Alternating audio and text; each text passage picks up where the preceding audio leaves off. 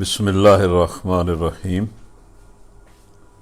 السلام علیکم ورحمۃ اللہ وبرکاتہ۔ بہت ہی معزز اور محترم بھائیوں، بہنوں، بیٹیوں اور بچوں،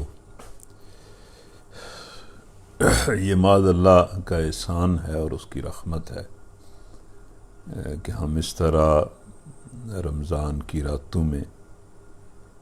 اکٹھے ہوتے ہیں اور قرآن مجید کی تلاوت کرتے ہیں، سنتے ہیں، اور پھر قرآن کی کچھ باتیں بھی ہم سمجھتے ہیں۔ بار بار اس توفیق پر ہم اللہ کا شکر ادا کرتے ہیں اور اس سے یہ دعا بھی کرتے ہیں کہ ہمیں ایسا شکر ادا کرنے کی توفیق دے جو اس کو پسند ہو، جس کو وہ قبول کرے، اور جس کے نتیجے کے طور پر اپنی طرف سے ہمارے لیے توفیق میں بھی اضافہ کرے اور ہر طرح کا فضل اور رحم بھی ہم پر فرمائے۔ تو آج بھی ہم اپنے پروگرام کا آغاز کر رہے ہیں اللہ کی حمد و ثنا کے ساتھ، حضور نبی کریم صلی اللہ علیہ وسلم پر درود اور سلام کے ساتھ،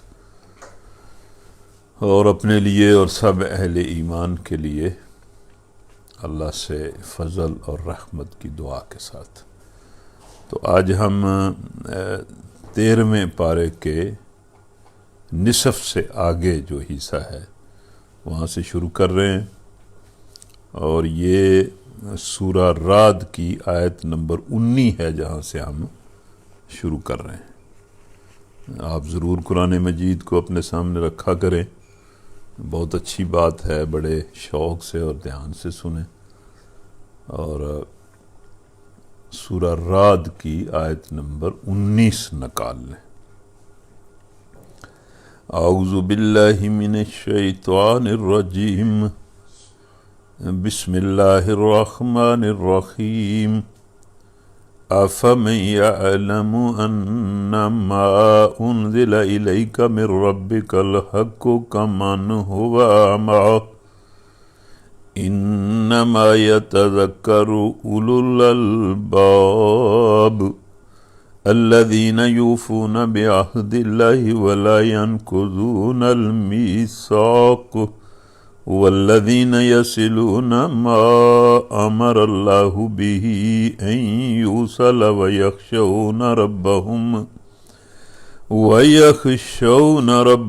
ویخافون سوء الحساب والذین صبروا ابتغاء وجہ ربهم واقاموا الصلاة وانفقوا مما رزقناهم سرا وعلانیة ويدرؤون بالحسنة السيئة أولئك لهم عقبى الدار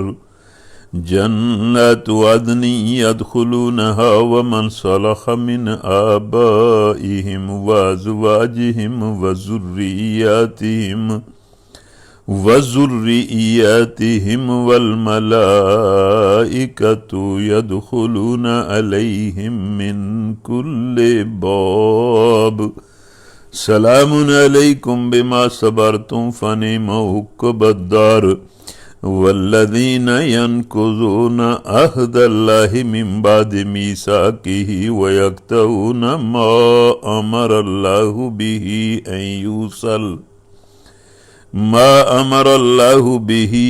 أن يوصل ويفسدون في الأرض أولئك لهم اللعنة ولهم سوء الدار۔ تو اس تلاوت میں پہلی ہی جو آیت ہے، آیت نمبر 19، وہ بڑی قابل غور ہے کہ اللہ فرماتا ہے کہ بھلا یہ کس طرح ممکن ہے کہ وہ شخص جو تمہارے رب کی اس کتاب کو جو اس نے تم پر نازل کی ہے حق جانتا ہے، اور وہ شخص جو اس حقیقت کی طرف سے اندھا ہے، دونوں یکساں ہو جائیں۔ مطلب اس میں جو ہمارے لیے سبق کی بات ہے وہ یہ ہے کہ اللہ تعالیٰ نے اس کتاب کو جاننے والے اور نہ جاننے والے کو بینا سے اور اندھے سے مثال دی۔ مطلب جو اس کتاب کو جانتا ہے، اس کو مانتا ہے، اس کی آنکھیں ہیں اور وہ ان آنکھوں سے اس دنیا کی حقیقت کو بھی دیکھ رہا ہے، حق اور باطل کو بھی دیکھ رہا ہے، اور روشنی اور نور میں زندگی گزار رہا ہے۔ اور جو شخص اس کتاب کو نہیں مانتا وہ اندھے کی طرح ہے، وہ حقیقت سے ناآشنا ہے، اس کے لیے اندھیرا ہی اندھیرا ہے، اور وہ اس دنیا کی حقیقت سے بھی ناواقف ہے، اندھا ہے،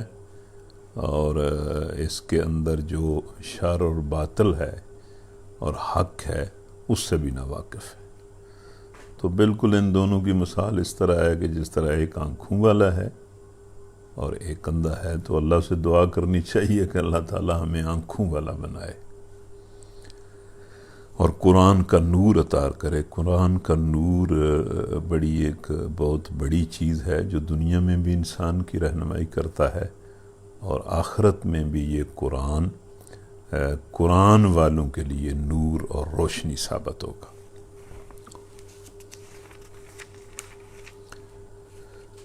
اللہ یبسط الرزق لمن یشاء ویقدر وفرحوا بالحیاۃ الدنیا وما الحیاۃ الدنیا فی الآخرۃ الا متاع وَيَقُولُ الَّذِينَ كَفَرُوا لَوْلَا أُنزِلَ عَلَيْهِ آيَةٌ مِّن رَّبِّهِ قُلْ إِنَّ اللَّهَ يُضِلُّ مَن يَشَاءُ وَيَهْدِي إِلَيْهِ مَن أَنَابَ الَّذِينَ آمَنُوا وَتَطْمَئِنُّ قُلُوبُهُم بِذِكْرِ اللَّهِ أَلَا بِذِكْرِ اللَّهِ تَطْمَئِنُّ الْقُلُوبُ۔ یہ زندگی میں بہت ساری نعمتیں ہیں، بہت ساری چیزیں ہیں جو بڑی انسان کے لیے مطلب خوش کن بھی ہیں، اور واقعی ان میں نفع بھی بڑے ہیں، اور دنیا نے اللہ تعالیٰ نے ایسی ایسی نعمتیں دنیا میں پیدا کی ہیں کہ انسان کے لیے وہ خوش کن بھی ہیں، فائدہ مند بھی ہیں، اور ان میں انسانوں کے لیے کشش بھی بڑی ہے۔ لیکن ایک نعمت ایسی ہے کہ اگر وہ نہ ہو تو کسی بھی نعمت کا کوئی فائدہ نہیں ہے، اصلاً کوئی فائدہ نہیں، اور وہ ہے انسان کے دل کا اطمینان اور سکون۔ یہ ایک بہت بڑی چیز ہے۔ سچی بات یہ ہے کہ اس دنیا میں یہ دل کا اطمینان اور سکون اور خوشی جو ہے یہ مکمل نہیں ہے، کم کم نصیب ہوتی ہے اور کم کم لوگوں کو نصیب ہوتی ہے۔ لیکن بہرحال یہ ایک بات حقیقت ہے کہ جس کا دل ٹھنڈا ہے، دل پرسکون ہے، دل خوش ہے، وہی اصل میں خوش ہے۔ اور اگر کسی کے پاس بہت زیادہ مال و دولت ہے، اولاد ہے، عہدہ ہے، منصب ہے، لیکن دل اگر بے سکون ہے اور بے کل ہے، اور دل میں اگر چبن ہے اور خوف ہے اور غم ہے اور پریشانی ہے، تو آپ خود یہ محسوس کر سکتے ہیں کہ پھر اس کو کیا فائدہ ہے ان چیزوں کا جو اس کے پاس ہے۔ تو یہ ہمیں محسوس بھی ہوتا ہے، ہم معاشرے میں بھی بڑے چھوٹے لوگوں کو دیکھتے ہیں تو اس کا یہ احساس ہوتا ہے کہ جو دل کی خوشی ہے وہ بڑی چیز ہے، اور دل کا سکون بڑی چیز ہے۔ اس کا تجربہ ویسے بہت تھوڑا ہوتا ہے، یہ جو دل کی ٹھنڈک ہے یہ بہت کمال کی چیز ہے۔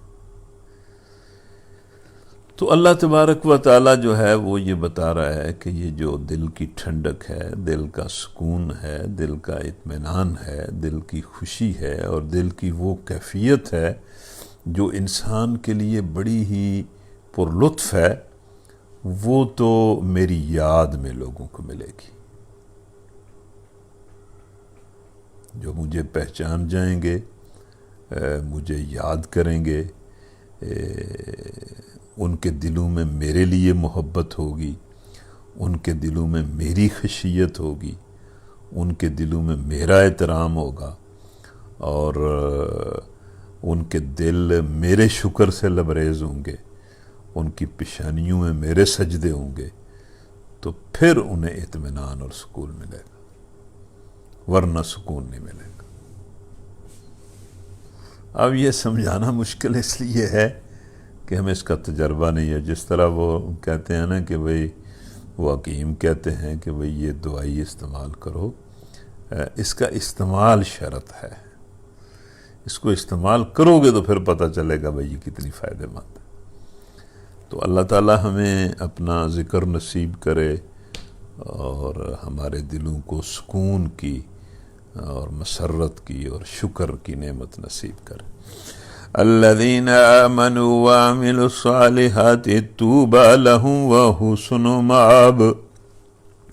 كذلك أرسلناك في أمة قد خلت من قبلها لتتلو عليهم الذي أوحينا إليك وهم يكفرون بالرحمن قل هو ربي لا إله إلا هو عليه توكلت وإليه متاب ولو أن قرآنا سيرت به الجبال أو قطعت به الأرض أو كلم به الموتى بل لله الأمر جميعا أفلم يئس الذين آمنوا أن لو يشاء الله لهدى الناس جميعا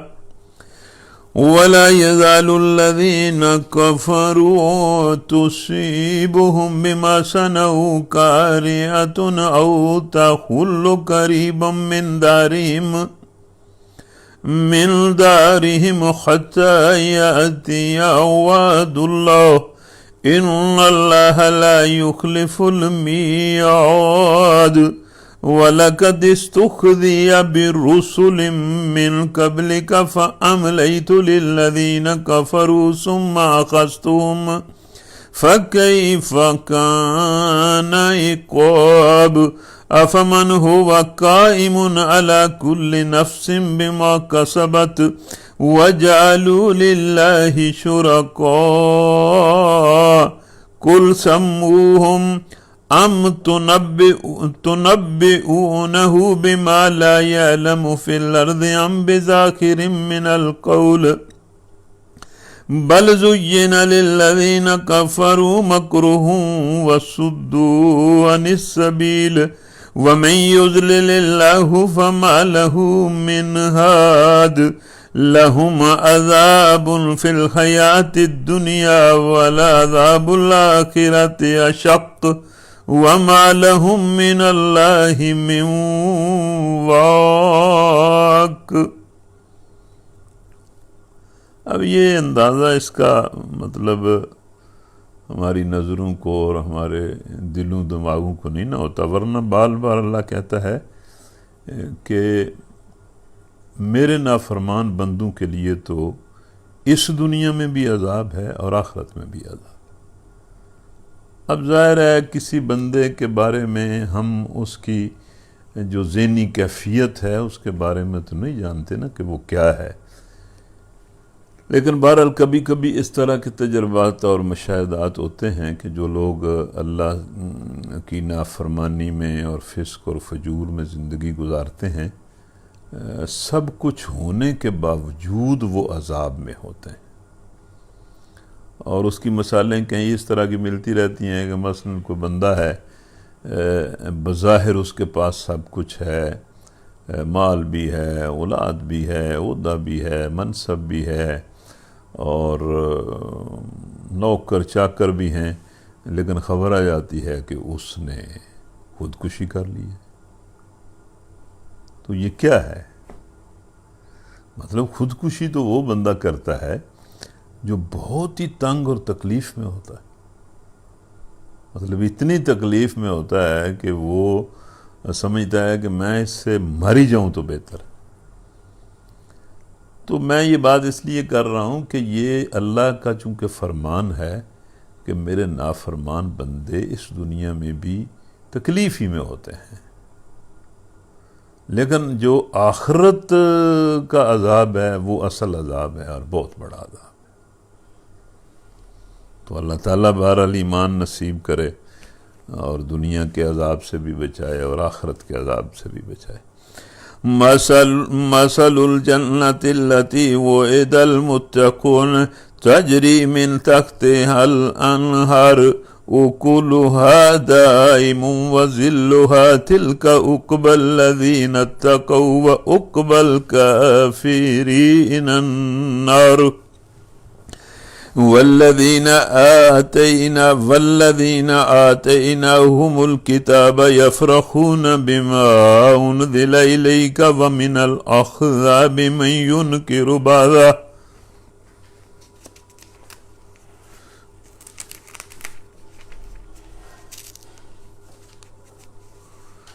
قل إنما أمرت أن أعبد الله ولا أشرك به إليه أدعو وإليه مآب وكذلك أنزلناه حكما عربيا ولئن اتبعت أهواءهم بعد ما جاءك من العلم ما لك من الله من ولي ولا واق وَلَقَدْ أَرْسَلْنَا رُسُلًا مِّن قَبْلِكَ وَجَعَلْنَا لَهُمْ أَزْوَاجًا وَذُرِّيَّةً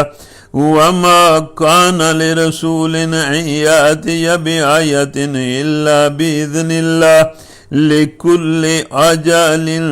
كِتَابٌ يَمْحُو اللَّهُ مَا يَشَاءُ وَيُثْبِتُ وَعِندَهُ أُمُّ الْكِتَابِ وَإِمَّا نُرِيَنَّكَ بَعْضَ الَّذِي نَعِدُهُمْ أَوْ نَتَوَفَّيَنَّكَ فَإِنَّمَا عَلَيْكَ الْبَلَاغُ وَعَلَيْنَا الْحِسَابُ۔ یہ لفظ بھی بڑے قابل غور ہیں، ان لوگوں کے لیے بھی بڑے قابل غور ہیں جو دین کا کام کرتے ہیں، اور مخاطبین کے لیے بھی بڑے قابل غور ہیں کہ اللہ تعالیٰ نے نبی صلی اللہ علیہ وسلم سے خطاب کر کے یہ فرمایا ہے کہ فَإِنَّمَا عَلَيْكَ الْبَلَاغُ، تمہارے ذمے یہ ہے کہ تم ہماری طرف سے جو پیغام ہے اس کو پہنچا دو۔ اور یہ بلاغ کا مطلب صرف یہ نہیں ہوتا کہ پہنچا دو، بلکہ اس کا مطلب یہ ہے کہ پوری طرح پہنچا دو، یعنی جس سے بات کرو وہ تمہاری بات پوری سمجھ لے کہ تم اسے کیا کہہ رہے ہو، یعنی اس میں کوئی کمی نہ رہے، پوری طرح اس بات کو وہ سمجھ لے، اور تمہیں بھی تسلی ہو جائے کہ میں نے اس تک بات دلائل کے ساتھ بڑے اچھے طریقے سے اور مکمل بات میں نے اس تک پہنچا دی ہے۔ تو اللہ نے فرمایا کہ تمہارے ذمہ یہ ہے، باقی جو حساب ہے وہ ہمارے ذمہ ہے، یعنی وہ تیرے بلاغ کا کیا رد عمل دکھاتا ہے، مانتا ہے نہیں مانتا، جو مانتا ہے وہ کیا کرتا ہے، جو نہیں مانتا ہے وہ کیا کرتا ہے، اس کا جو پورا حساب ہے وہ ہمارے ذمہ ہے، وہ حساب ہم پوری طرح کر لیں گے۔ بلاغ تیرے ذمہ ہے، حساب ہمارے ذمہ ہے۔ تو اس میں یہ جو لوگ اللہ کے دین کا کام کرتے ہیں نا، ان کے لیے اس میں بڑا میسج ہے کہ ان کا اصل کام یہ ہے کہ وہ خود بات کو اچھی طرح سمجھیں اور اس قابل بنیں کہ وہ دوسرے کو بات سمجھا سکیں، اور پھر وہ اپنا یہ فرض ادا کریں کہ دوسرے تک بات پہنچا دیں۔ اب یہ پاکستانی قوم ہے، پاکستانی قوم میں جو لوگ اللہ کے دین کا کام کر رہے ہیں، جو بھی لوگ کر رہے ہیں، جس طریقے سے بھی کر رہے ہیں، اللہ تعالیٰ ہر کسی کو اخلاص نصیب کرے اور اس کو مطلب اچھے طریقے سے کام کرنے کی توفیق دے، اس کی طرف سے اس کو قبول کرے، اس کا اجر اسے دے۔ لیکن ان کے لیے بہرحال قرآن یہ میسج دے رہا ہے کہ ان کے ذمے ابلاغ کا حق ہے، یہ وہ ادا کرے، باقی ساری باتیں اس کے بعد، اور اس ابلاغ کا جو حساب ہے وہ اللہ تعالیٰ کر لے گا۔ اور یہ سچی بات یہ ہے کہ جو بنیادی کام ہے وہ یہی ہے کہ لوگوں تک دین ٹھیک طریقے سے پہنچے۔ اگر دین ٹھیک طریقے سے پہنچ جائے گا تو پھر اس قوم میں سے وہ لوگ نکلیں گے جو قبول کریں گے اور اس کی بنیاد پر وہ بڑے بڑے کام کر لیں گے۔ اگر ابلاغ ہی نہ ہو، ابلاغ کا حق ادا نہ ہو، تو جو دین کا کام کرنے والے لوگ ہیں انہیں یہ سمجھ لینا چاہیے کہ انہوں نے اپنی ذمہ داری کو ادا نہیں کیا۔ اولم يروا أنا نأتي الأرض ننقصها من أطرافها والله يحكم لا مؤكب لحكمه وهو سريع الحساب وقد مكر الذين من قبلهم فلله المكر جميعا يعلم ما تكسب كل نفس وَسَيَعْلَمُ الْكُفَّارُ لِمَنْ عُقْبَى الدَّارِ وَيَقُولُ الَّذِينَ كَفَرُوا لَسْتَ مُرْسَلًا قُلْ كَفَى بِاللَّهِ شَهِيدًا بَيْنِي وَبَيْنَكُمْ وَمَنْ عِندَهُ عِلْمُ الْكِتَابِ۔ تو یہاں یہ لفظ ہے نا وَلِلَّهِ الْمَكْرُ جَمِيعًا، کہ لوگ چالیں بڑی چلتے ہیں، تدبیریں بھی بڑی کرتے ہیں اور بڑا مطلب سمجھتے ہیں کہ یہ تدبیر بڑی کارگر ہے، یہ چال بڑی کارگر ہے، لیکن اللہ کہتا ہے کہ فیصلہ کن چال پوری کی پوری اللہ کی ہے۔ یعنی جو چال فیصلہ کرے گی نا وہ اللہ ہی کی چال اور تدبیر ہے۔ تمہاری چالیں جو ہیں وہ فیصلہ کن نہیں ہیں۔ جس چال نے فیصلہ کر دینا ہے نا وہ اللہ کی چال ہے اور اللہ کی تدبیر ہے۔ اللہ کی تدبیر کے مقابلے میں تمہاری تدبیریں کچھ بھی نہیں کر سکتی۔ تو اس لیے یہ دعا میں بھی آتا ہے کہ یہ دعا کیا کرو کہ یا اللہ معاملات زندگی میں حق کی بنیاد پر میرے حق میں تدبیر فرما، میرے خلاف تدبیر نہ کرنا، کیونکہ تیری تدبیر کارگر ہے، تو معاملات زندگی میں میرے حق میں تدبیر فرما۔ بسم اللہ الرحمن الرحیم الف لام را کتاب انزلناہ الیک لتخرج الناس من الظلمات الی النور بإذن ربهم إلى صراط العزيز الحميد الله الذي له ما في السماوات وما في الأرض وويل للكافرين من عذاب شديد الذين يستحبون الحياة الدنيا على الآخرة ويصدون عن سبيل الله وَيَصُدُّونَ عَن سَبِيلِ اللَّهِ وَيَبْغُونَهَا عِوَجًا أُولَئِكَ فِي ضَلَالٍ بَعِيدٍ وَمَا أَرْسَلْنَا مِن رَّسُولٍ إِلَّا بِلِسَانِ قَوْمِهِ لِيُبَيِّنَ لَهُمْ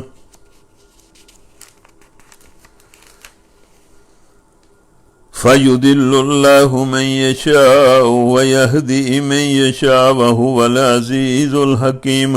وَلَقَدْ أَرْسَلْنَا مُوسَىٰ بِآيَاتِنَا أَنْ أَخْرِجْ قَوْمَكَ مِنَ الظُّلُمَاتِ إِلَى النُّورِ وَذَكِّرْهُم بِأَيَّامِ اللَّهِ إِنَّ فِي ذَلِكَ لَآيَاتٍ لِكُلِّ صَبَّارٍ شَكُورٍ وَإِذْ قَالَ مُوسَىٰ لِقَوْمِهِ اذکروا نعمت اللہ علیکم اذ انجاکم من آل فرعون یسومونکم سوء العذاب ویذبحون ابناءکم ویستحیون نساءکم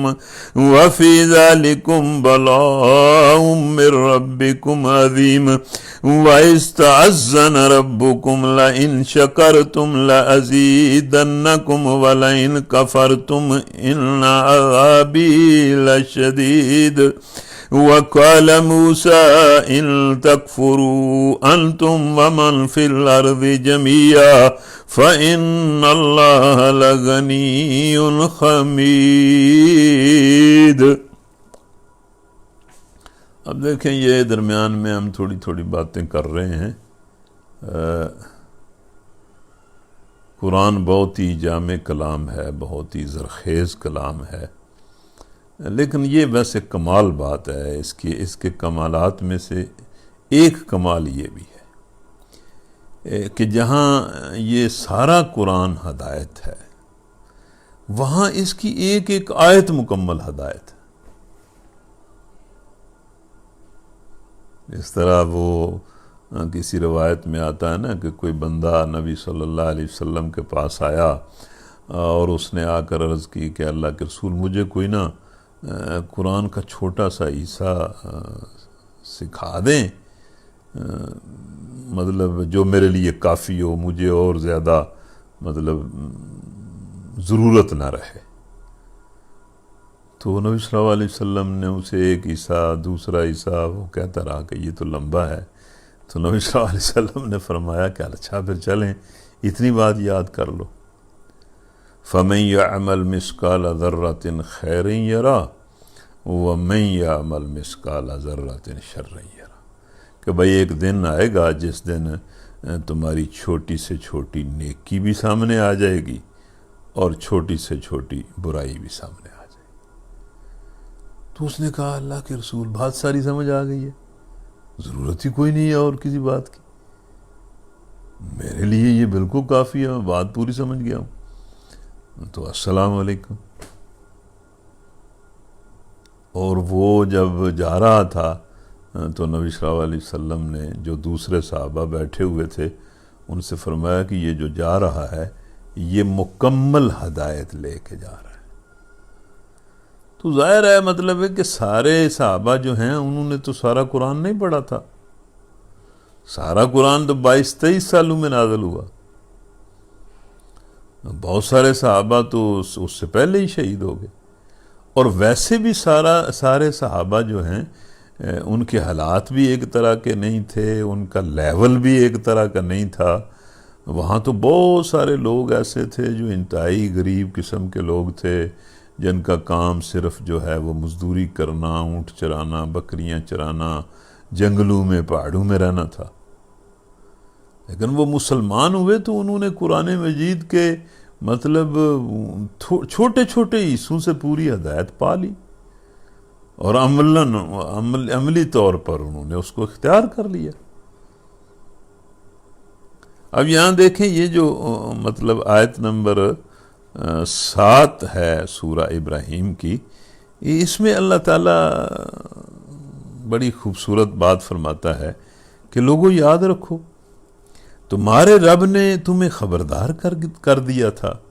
کہ اگر شکر گزار بنو گے تو میں تمہیں اور زیادہ نوازوں گا، اور اگر کفران نعمت کرو گے تو میری سزا بہت سخت ہے۔ تو یہاں شکر گزاری کا یہی مطلب ہے نا کہ پوری بات سمجھ کے جو کچھ یہ ہے تمہارے سامنے، جو کچھ تمہارے پاس ہے، جو کچھ تم ہو، یہ تو میں نے ہی تمہیں عطا کیا ہے، میں نے ہی تمہیں پیدا کیا ہے، میں نے ہی تمہیں رزق دیا ہے، میں ہی تمہاری زندگی کو چلا رہا ہوں۔ اگر تم اس سب کچھ کو محسوس کرو گے اور شکر کرو گے، تسلیم کرو گے کہ میں اور میرے پاس جو کچھ ہے وہ اللہ کی عطا ہے، اور پھر میرے سامنے جھک جاؤ گے تو میں تمہیں اور دوں گا، مطلب اس کا انعام بھی دوں گا، نعمتیں بھی دوں گا۔ اور اگر کفر کرو گے، نہ شکری کرو گے، اس حقیقت کو تسلیم نہیں کرو گے تو میں تمہیں سزا دوں گا۔ اور پھر موسیٰ علیہ السلام کے حوالے سے بات ہے کہ وَقَالَ مُوسَىٰ إِن تَكْفُرُوا أَنْتُمْ وَمَنْ فِي الْأَرْضِ جَمِيعًا، کہ اپنی قوم کو موسیٰ علیہ السلام نے کہا جاتا ہے کہ یہ موسیٰ علیہ السلام کے آخری زمانے کی وصیت ہے جو انہوں نے اپنی قوم کو کی، اور مطلب ڈیٹیل اس کی آتی ہے کتابوں میں کہ موسیٰ علیہ السلام نے کیا کیا بات جو ہے وہ اپنی قوم سے کی، اور یہاں اس کا خلاصہ بیان کیا گیا ہے کہ موسیٰ علیہ السلام نے اپنی قوم سے کہا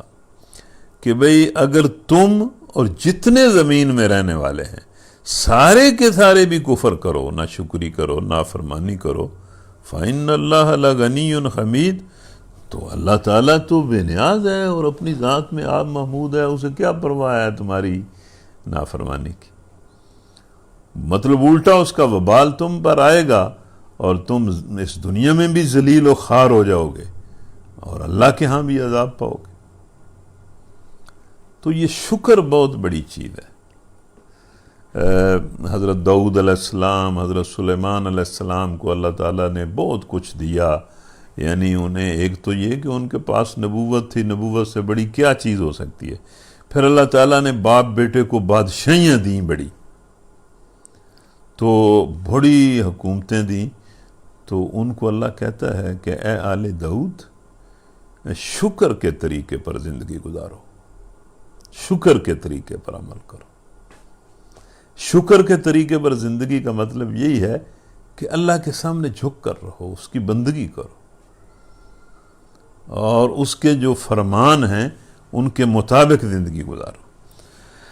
أَلَمْ يَأْتِكُمْ نَبَأُ الَّذِينَ مِنْ قَبْلِكُمْ قَوْمِ نُوحٍ وَعَادٍ وَثَمُودَ وَالَّذِينَ مِنْ بَعْدِهِمْ لَا يَعْلَمُهُمْ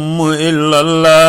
جَاءَتْهُمْ رُسُلُهُمْ بِالْبَيِّنَاتِ فَرَدُّوا أَيْدِيَهُمْ فِي أَفْوَاهِهِمْ وَقَالُوا إِنَّا كَفَرْنَا بِمَا أُرْسِلْتُمْ بِهِ وَإِنَّا لَفِي شَكٍّ مِّمَّا تَدْعُونَنَا إِلَيْهِ مُرِيبٍ قالت رسلهم أفي الله شك فاطر السماوات والأرض يدعوكم ليغفر لكم من ذنوبكم ويؤخركم إلى أجل مسمى قالوا إن أنتم إلا بشر مثلنا تريدون أن تصدونا عما كان يعبد آباؤنا فأتونا بسلطان مبين قالت لهم رسلهم إن نحن إلا بشر مثلكم ولكن الله يمن على من يشاء من عباده وما كان لنا أن نأتيكم بسلطان إلا بإذن الله وعلى الله فليتوكل المؤمنون وما لنا ألا نتوكل على الله وقد هدانا سبلنا ولنصبرن على ما آذيتمونا وعلى الله فليتوكل المتوكلون وقال الذين كفروا لرسلهم لنخرجنكم من أرضنا أو لتعودن في ملتنا فأوحى إليهم ربهم لنهلكن الظالمين وَلَنُسْكِنَنَّكُمُ الْأَرْضَ مِنْ بَعْدِهِمْ ذَلِكَ لِمَنْ خَافَ مَقَامِي وَخَافَ وَعِيدِ وَاسْتَفْتَحُوا وَخَابَ كُلُّ جَبَّارٍ عَنِيدٍ من ورائه جهنم ويسقى من ماء سديد يتجرعه ولا يكاد يسيغه ويأتيه الموت من كل مكان وما هو بميت ومن ورائه عذاب غليظ اللہ کہتا ہے کہ انہوں نے میرے انبیاء کی دشمنی کی، ان کو بڑی دھمکیاں دیں، ان کو کہا کہ ہم تمہیں اپنی بستیوں سے نکال دیں گے، تمہیں اپنی بات چھوڑ کر ہماری بات ماننی پڑے گی۔ اللہ کہتا ہے کہ میرا فیصلہ آ گیا اور میں نے یہ فیصلہ کر دیا، اور ہر جبار دشمن حق نے منہ کی کھائی، پھر اس کے بعد آگے اس کے لیے جہنم ہے۔ ہم نے یہاں بھی اپنے انبیاء کے دشمنوں کو سزا دی اور عذاب دیا، اور آگے بھی ان کے لیے جہنم ہے، وہاں اسے کچ لہو کا سا پانی پینے کو دیا جائے گا۔ یہ جو زخموں سے مطلب ہے کہ پیپ رستی ہے، وہ ہم وہاں انہیں پینے کے لیے دیں گے، جسے وہ زبردستی حلق سے اتارنے کی کوشش کرے گا اور مشکل ہی سے اتار سکے گا۔ موت ہر طرف سے اس پر چھائی رہے گی، مگر وہ مرنے نہ پائے گا، اور آگے ایک سخت عذاب اس کی جان کا لاگو ہوگا اور منتظر ہوگا، یعنی ہر عذاب کے بعد آگے ایک اور عذاب اس کے لیے ہوگا۔ مثل الذين كفروا بربهم أعمالهم كرماد اشتدت به الريح في يوم عاصف لا يقدرون مما كسبوا ولا شيء ذلك هو الضلال البعيد۔ جن لوگوں نے اپنے رب سے کفر کیا ہے، ان کے اعمال کی مثال اس راک کی سی ہے جسے ایک طوفانی دن کی آندھی نے اڑا دیا۔ ان کی تہذیبیں، ان کے تمدن، ان کے کلچر، ان کی لائبریریاں، ان کی عمارتیں، ان کی بلڈنگیں، ان کی صنعتیں، ان کے بڑے بڑے کارنامے ہم بالکل راکھ کی طرح اڑا کر رکھ دیں گے، اور ان کے ہاتھ کچھ بھی نہیں آئے گا۔ مطلب یہ اگر آخرت سے بے نیاز ہو کر زندگی گزاریں گے تو ان کے ساری زندگی کے سارے کارنامے ہم ایک قیامت کے جھٹکے سے اڑا کر رکھ دیں گے، اور ان کے پاس کچھ بھی باقی نہیں بچے گا۔ لا یقدرون مما کسبوا علی شیء، وہ اپنے کیے کا کچھ بھی پھل نہ پا سکیں گے۔ یہی پرلے درجے کی گمگشتگی ہے۔ ذالک هو الضلال البعید۔ ألم تر أن الله خلق السماوات والأرض بالحق إن يشاء يذهبكم ويأتي بخلق جديد وما ذلك على الله بعزيز وبرزوا لله جميعا فقال الضعفاء للذين استكبروا إنا كنا لكم تبعا فهل أنتم مغنون عنا من عذاب الله من شيء قالوا لو هدانا الله لهديناكم سواء علينا أجزينا أم صبرنا ما لنا من محيص۔ یہ دنیا میں کچھ لیڈر ہوتے ہیں نا، کچھ ان کے پیچھے چلنے والے ہوتے ہیں،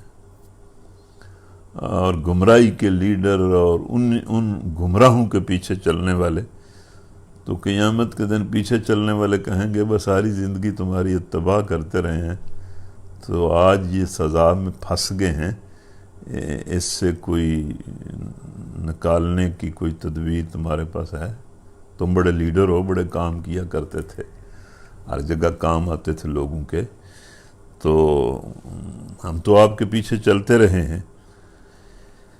وہ جواب دیں گے کہ اگر اللہ نے ہمیں نجات کی کوئی راہ دکھائی ہوتی تو ہم ضرور تمہیں بھی دکھا دیتے،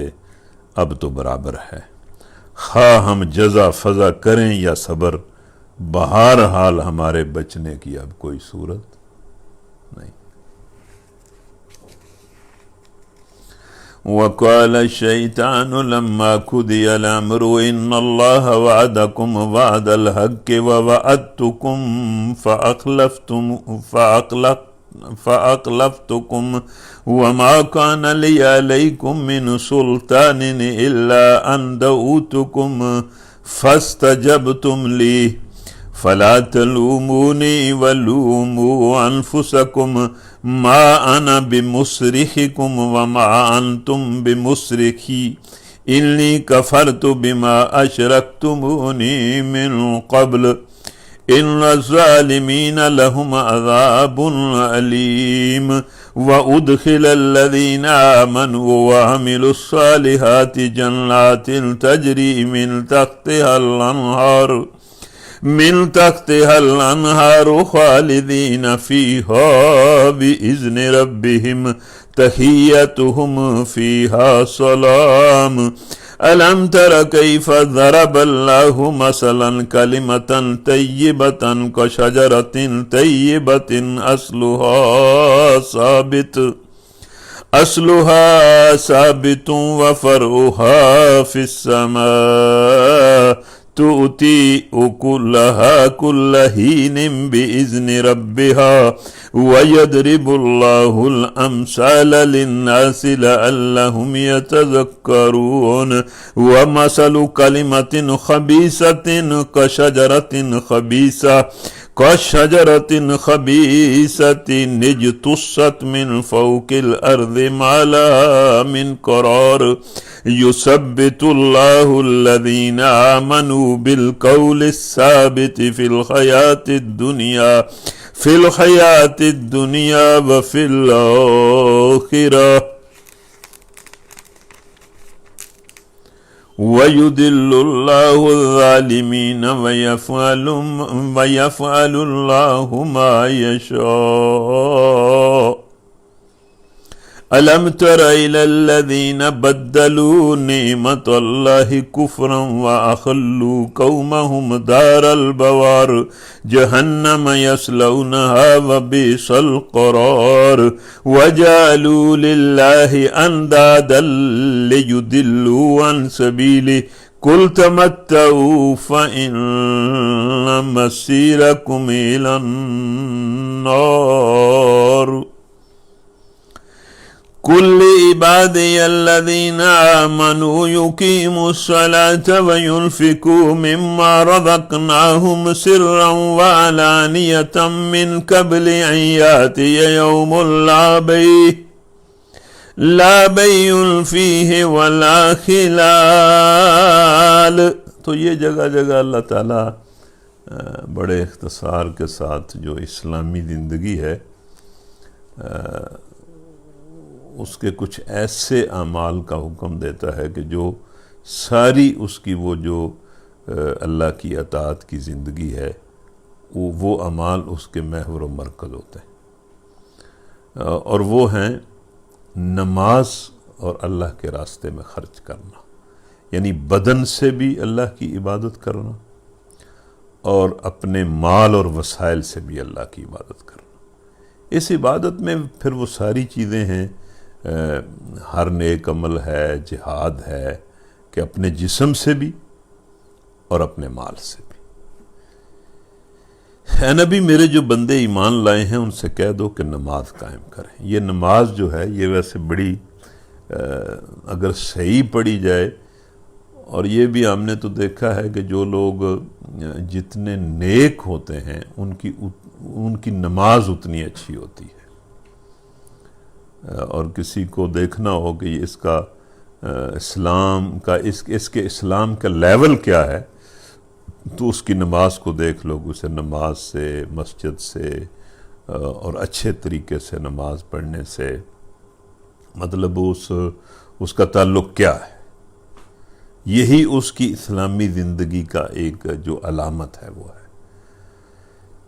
اور جتنا کوئی نماز کے معاملے میں سست ہے، پھر اس کی جو باقی چیزیں ہیں وہ مطلب کوئی نہیں ہے، اس میں وہ جان کوئی نہیں ہے. تو یہ جو نماز ہے اس کا بڑا حکم ہے. اور ہم نے لوگوں کو دیکھا ہے کہ مطلب آپ اندازہ کریں کہ ساری زندگی شاذ ہی ان لوگوں کی نماز جماعت کے بغیر ہوتی. سفر ہو، حضر ہو، انہیں نماز کی بہت فکر ہوتی. یہ جو ہمارے ایک بزرگ، دو بزرگ اس دنیا سے چلے گئے ہیں، میاں طفیل محمد صاحب اور منور حسن صاحب، ان دونوں کی نماز کمال کی نماز تھی۔ منور حسن صاحب تو ابھی دنیا میں موجود ہیں، اللہ تعالیٰ انہیں صحت دے۔ میاں طفیل صاحب چلے گئے ہیں، مطلب ان دونوں نے جو زندگی میں نماز پڑھی ہے نا، وہ کمال کر دی کہ سفر ہو حضر ہو، یہ بالکل امام کے پیچھے ہوتے تھے ساتھ ہی۔ یہ منور صاحب کے بارے میں تو ان کا ڈرائیور مجھے ایک دن بتانے لگا کہ بالکل مجھے انہوں نے حکم دیا ہوا ہے کہ نماز جماعت کا جو ٹائم ہے اس سے 15 منٹ پہلے تو نے کسی مسجد میں مجھے پہنچا دینا، جماعت سے 15 منٹ پہلے، یعنی سفر کی حالت میں۔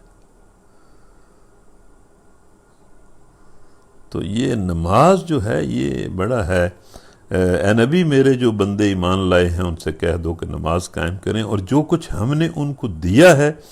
اس میں سے کھلے اور چھپے رائے خیر میں خرچ کریں، قبل اس کے کہ وہ دن آ جائے جس میں نہ خرید و فروخت ہوگی اور نہ دوست نوازی ہی کام آ سکے گی۔ اللہ الذی خلق السماوات والارض وانزل من السماء ماء فاخرج به من الثمرات رزقا لكم وسخر لكم الفلك لتجري في البحر بأمره وسخر لكم الأنهار وسخر لكم الشمس والقمر دائبين وسخر لكم الليل والنهار وآتاكم من كل ما سألتموه وإن تعدوا نعمة الله لا تحصوها إن الإنسان لظلوم كفار۔ اب اللہ تعالیٰ نے یہ سارا جو رزق رسانی کا اس کا نظام ہے، آسمان ہے اور زمین ہے اور بارشیں ہیں، اور یہ سارا اس طریقے سے اللہ تعالیٰ جو ہے وہ لوگوں کو رزق دے رہا ہے۔ آخر میں اللہ نے فرمایا کہ اللہ نے وہ سب کچھ تمہیں دیا ہے جو تم نے مانگا ہے۔ اس کا مطلب ہے کہ تمہاری جو فطرت کی ضرورت ہے، جو تمہاری جس کا تمہیں بھی پتہ نہیں ہے، ایک تو تم زبان سے مانگتے ہو نا، لیکن جو تمہارے جسم کی مطلب یا تمہاری زندگی کی بہت ساری ایسی ضرورتیں ہیں کہ جن کا تمہیں ادراک بھی نہیں ہے، اور وہ اللہ پوری کر رہا ہے۔ اگر تم اللہ کی نعمتوں کا شمار کرنا چاہو تو نہیں کر سکتے۔ حقیقت یہ ہے کہ انسان بڑا ہی بے انصاف اور ناشکرا ہے۔ اگر وہ حساب لگائے نا تو مطلب ہے کہ سب کچھ تو اس کی زندگی کو پیدا کرنے والا، اس کو چلانے والا، ہر قسم کی اس کی ضرورتیں پوری کرنے والا تو اللہ تعالیٰ ہی ہے۔ وَإِذْ قَالَ إِبْرَاهِيمُ رَبِّ اجْعَلْ هَذَا الْبَلَدَ آمِنًا وَاجْنُبْنِي وَبَنِيَّ أَنْ نَعْبُدَ الْأَصْنَامَ رَبِّ إِنَّهُنَّ أَضْلَلْنَ كَثِيرًا مِنَ النَّاسِ فَمَنِ تَبِعَنِي فَإِنَّهُ مِنِّي وَمَنْ عَصَانِي فَإِنَّكَ غَفُورٌ رَحِيمٌ رَبَّنَا إِنِّي أَسْكَنْتُ مِنْ ذُرِّيَّتِي بِوَادٍ غَيْرِ ذِي زَرْعٍ عند بيتك المحرم ربنا ليقيموا الصلاة فاجعل أفئدة من الناس تهوي إليهم وارزقهم من الثمرات لعلهم يشكرون ربنا إنك تعلم ما نخفي وما نعلن وما يخفى على الله من شيء في الأرض ولا في السماء الحمد لله للہ الذی وہب لی علی الکبر اسماعیل و اسحاق ان ربی لسمیع الدعاء رب اجعلنی مقیم الصلاة ومن ذریتی ربنا وتقبل دعاء ربنا اغفر لی ولوالدی وللمؤمنین یوم یقوم الحساب۔ تو اس سورت کا نام بھی سورہ ابراہیم ہے۔ اس کا مطلب یہ تو نہیں ہے کہ اس سورت میں کوئی ابراہیم علیہ السلام کی سوانح عمری بیان کی گئی ہے، یہ بھی علامت کے طور پر ایک نام ہی ہے، لیکن یہاں ابراہیم علیہ السلام کی دعا نقل کی گئی ہے۔ یاد کرو وہ وقت جب ابراہیم نے دعا کی تھی کہ پروردگار اس شہر کو امن کا شہر بنا اور مجھے اور میری اولاد کو بت پرستی سے بچا، کسی بھی قسم کی بت پرستی۔ اپنے نفس بھی بت ہوتے ہیں، پیسہ بھی بت ہوتا ہے، برادریاں بھی بت ہوتی ہیں، بت صرف مورتیاں ہی نہیں ہوتی، تو بت پرستی سے مجھے بچا۔ پروردگار ان بتوں نے بہتوں کو گمراہی میں ڈالا ہے، ممکن ہے کہ میری اولاد کو بھی یہ گمراہ کر دیں، لہٰذا ان میں سے جو میرے طریقے پر چلے وہ میرا ہے، اور جو میرے خلاف طریقہ اختیار کرے تو یقیناً درگزر کرنے والا مہربان ہے۔ مطلب دیکھیں نا یہ کتنی نرم خوئی ہے کہ حضرت ابراہیم کہہ رہے ہیں کہ میرا طریقہ تو تیری بندگی ہے، میں تو تیرا یکسو مسلم ہوں، لیکن جو میری نسل میں سے اس قوم میں سے میری اتباع کرے گا وہ تو میرے طریقے پر ہے، میرا ساتھی ہے، لیکن جو نافرمانی کرے گا تو اس کو بھی معاف کر سکتا ہے۔ مطلب انہوں کا دل کردہ ہی کہ ہر کسی نے اللہ معاف ہی کری جائے۔ پروردگار میں نے ایک بے آب و گیا وادی میں اپنی اولاد کے ایک حصے کو تیرے محترم گھر کے پاس لا بسایا ہے۔ اچھا جی، یہ بھی ایک بڑا نا مطلب ہے کہ بھئی اپنی اولاد کے بارے میں یہ جو کیریئر یہ بھی ایک بڑا مطلب عجیب ایک نا بھوت ہے جو انسانوں پر سوار ہوتا ہے۔ اب ابراہیم علیہ السلام کی اولاد کا کیریئر کیا تھا کہ بالکل ایک بے آب و گیا جگہ پر جا کے اپنے بچے کو اور اس کی ماں کو بٹھا دیا۔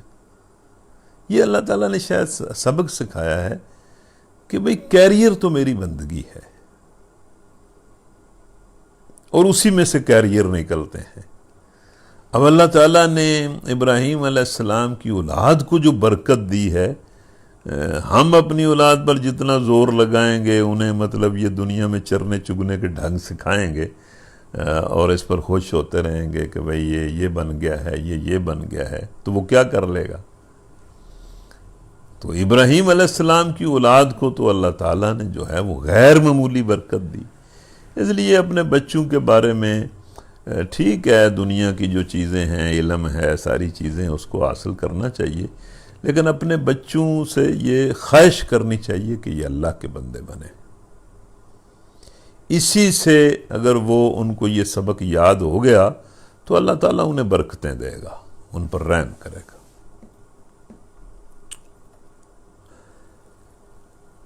پروردگار یہ میں نے اس لیے کیا ہے، مطلب ان کو بے آب و گیا بستی میں لے آیا ہوں کہ یہ لوگ یہاں نماز قائم کریں،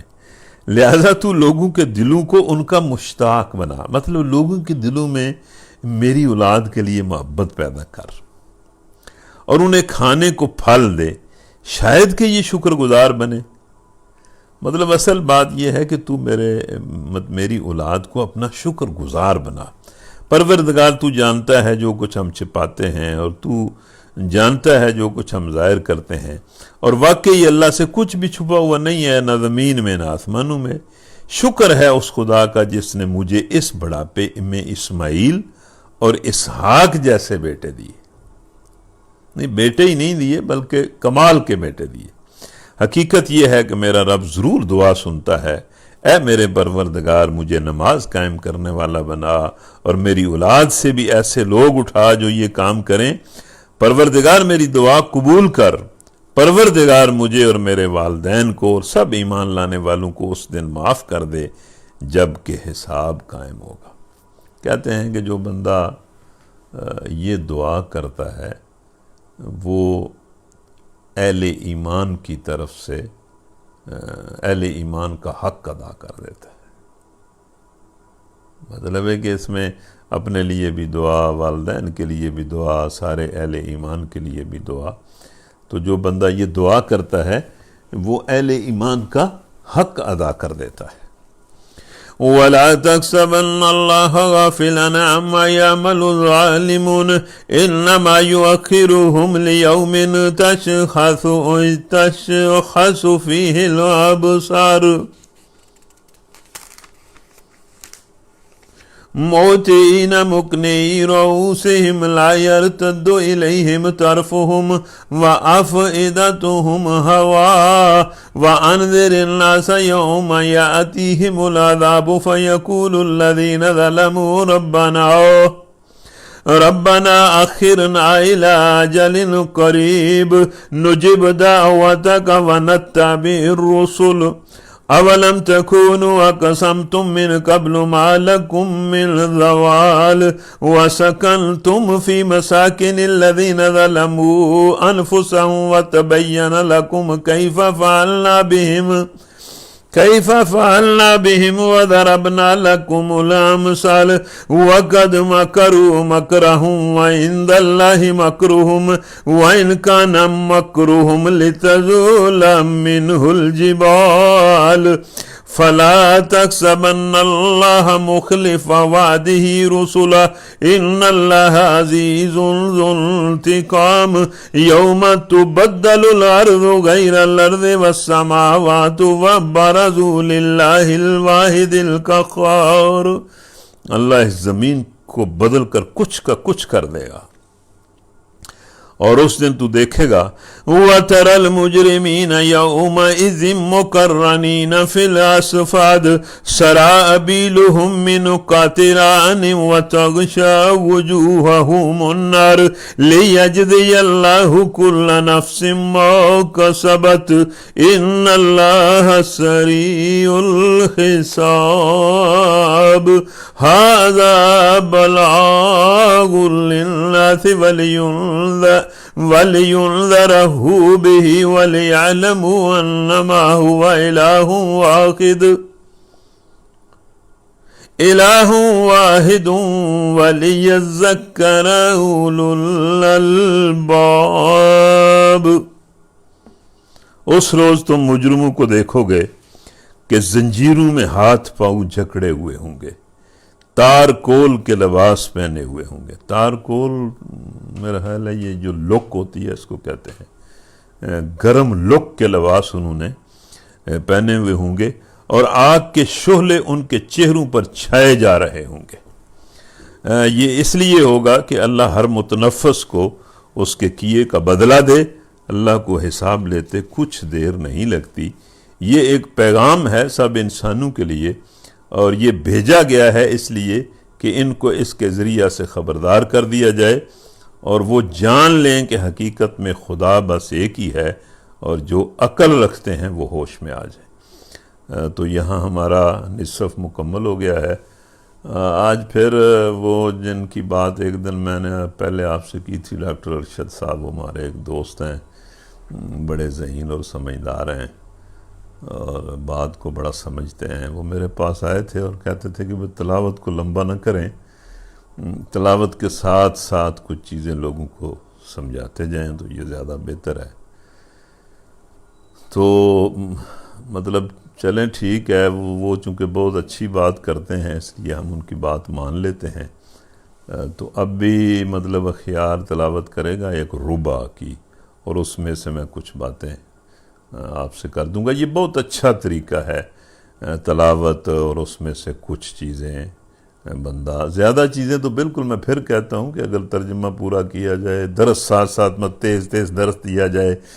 تو اس سے بات بنتی نہیں ہے۔ بالکل سادگی سے کچھ چیزیں ذہن نشین کرنے کی ضرورت ہے۔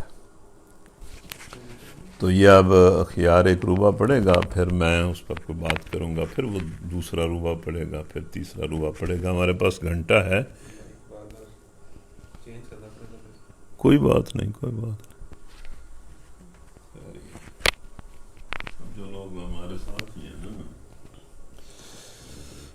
أعوذ بالله من الشيطان الرجيم. بسم الله الرحمن الرحيم. ألف لام را،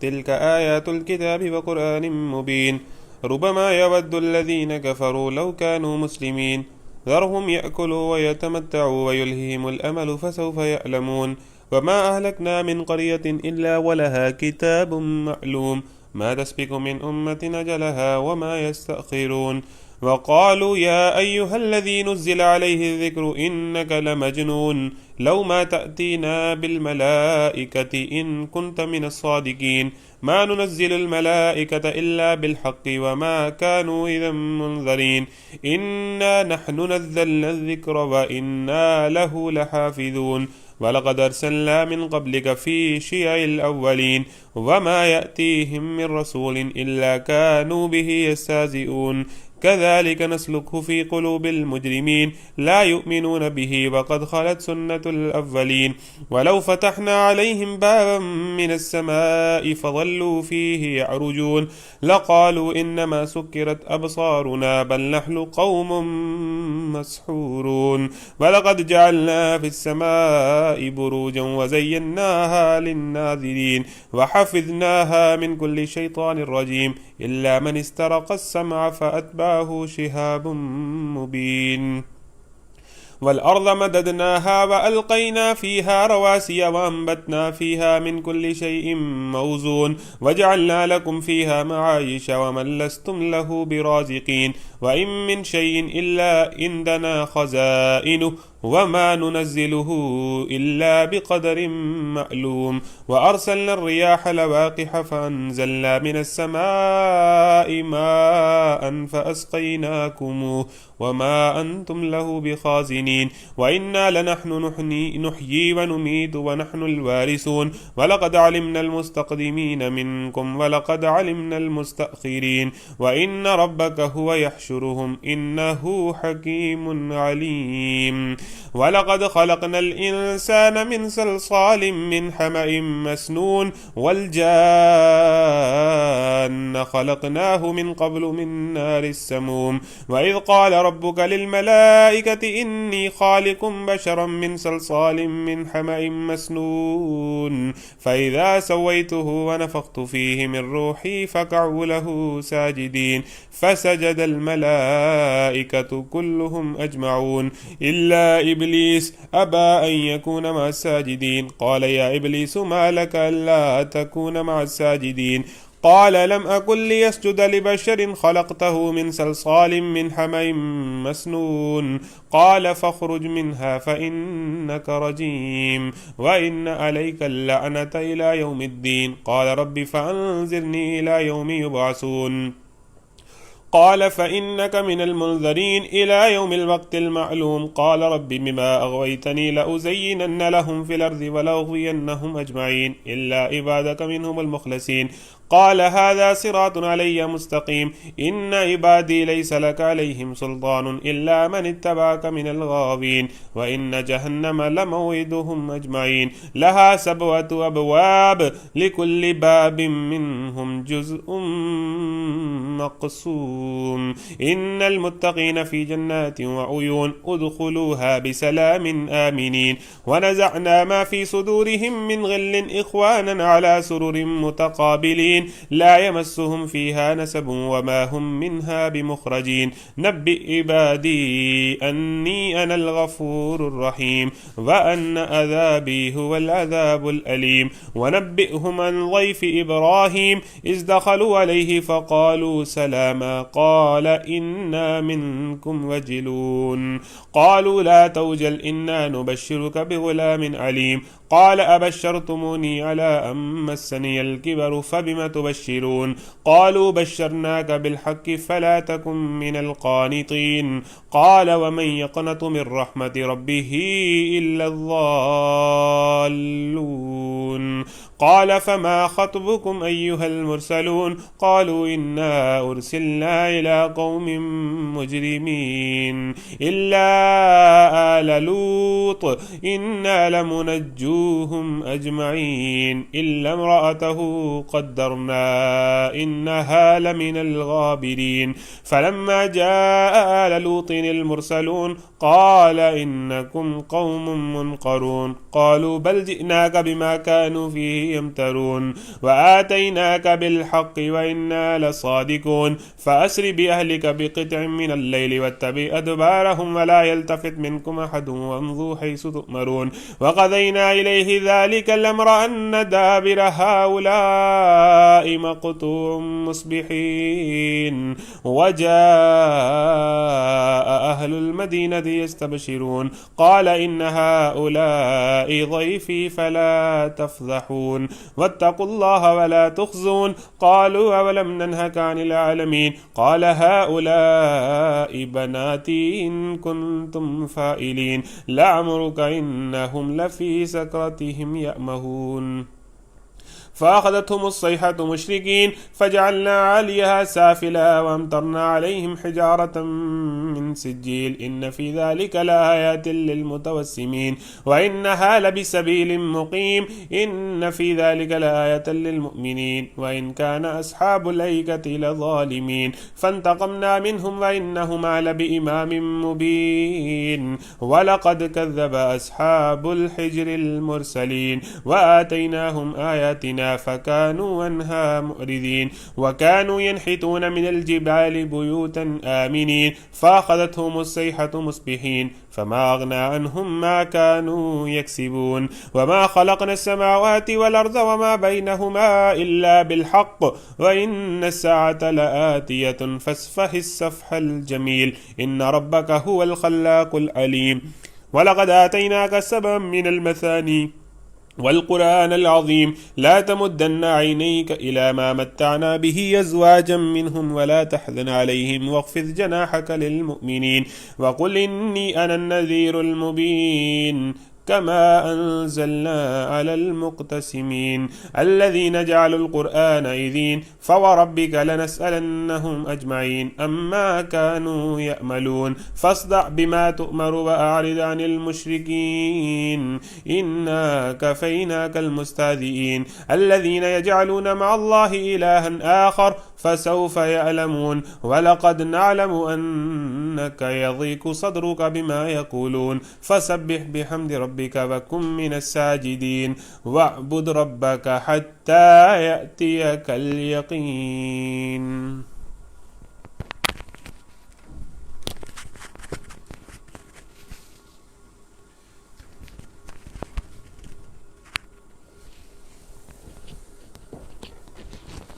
تو یہ ایک ربع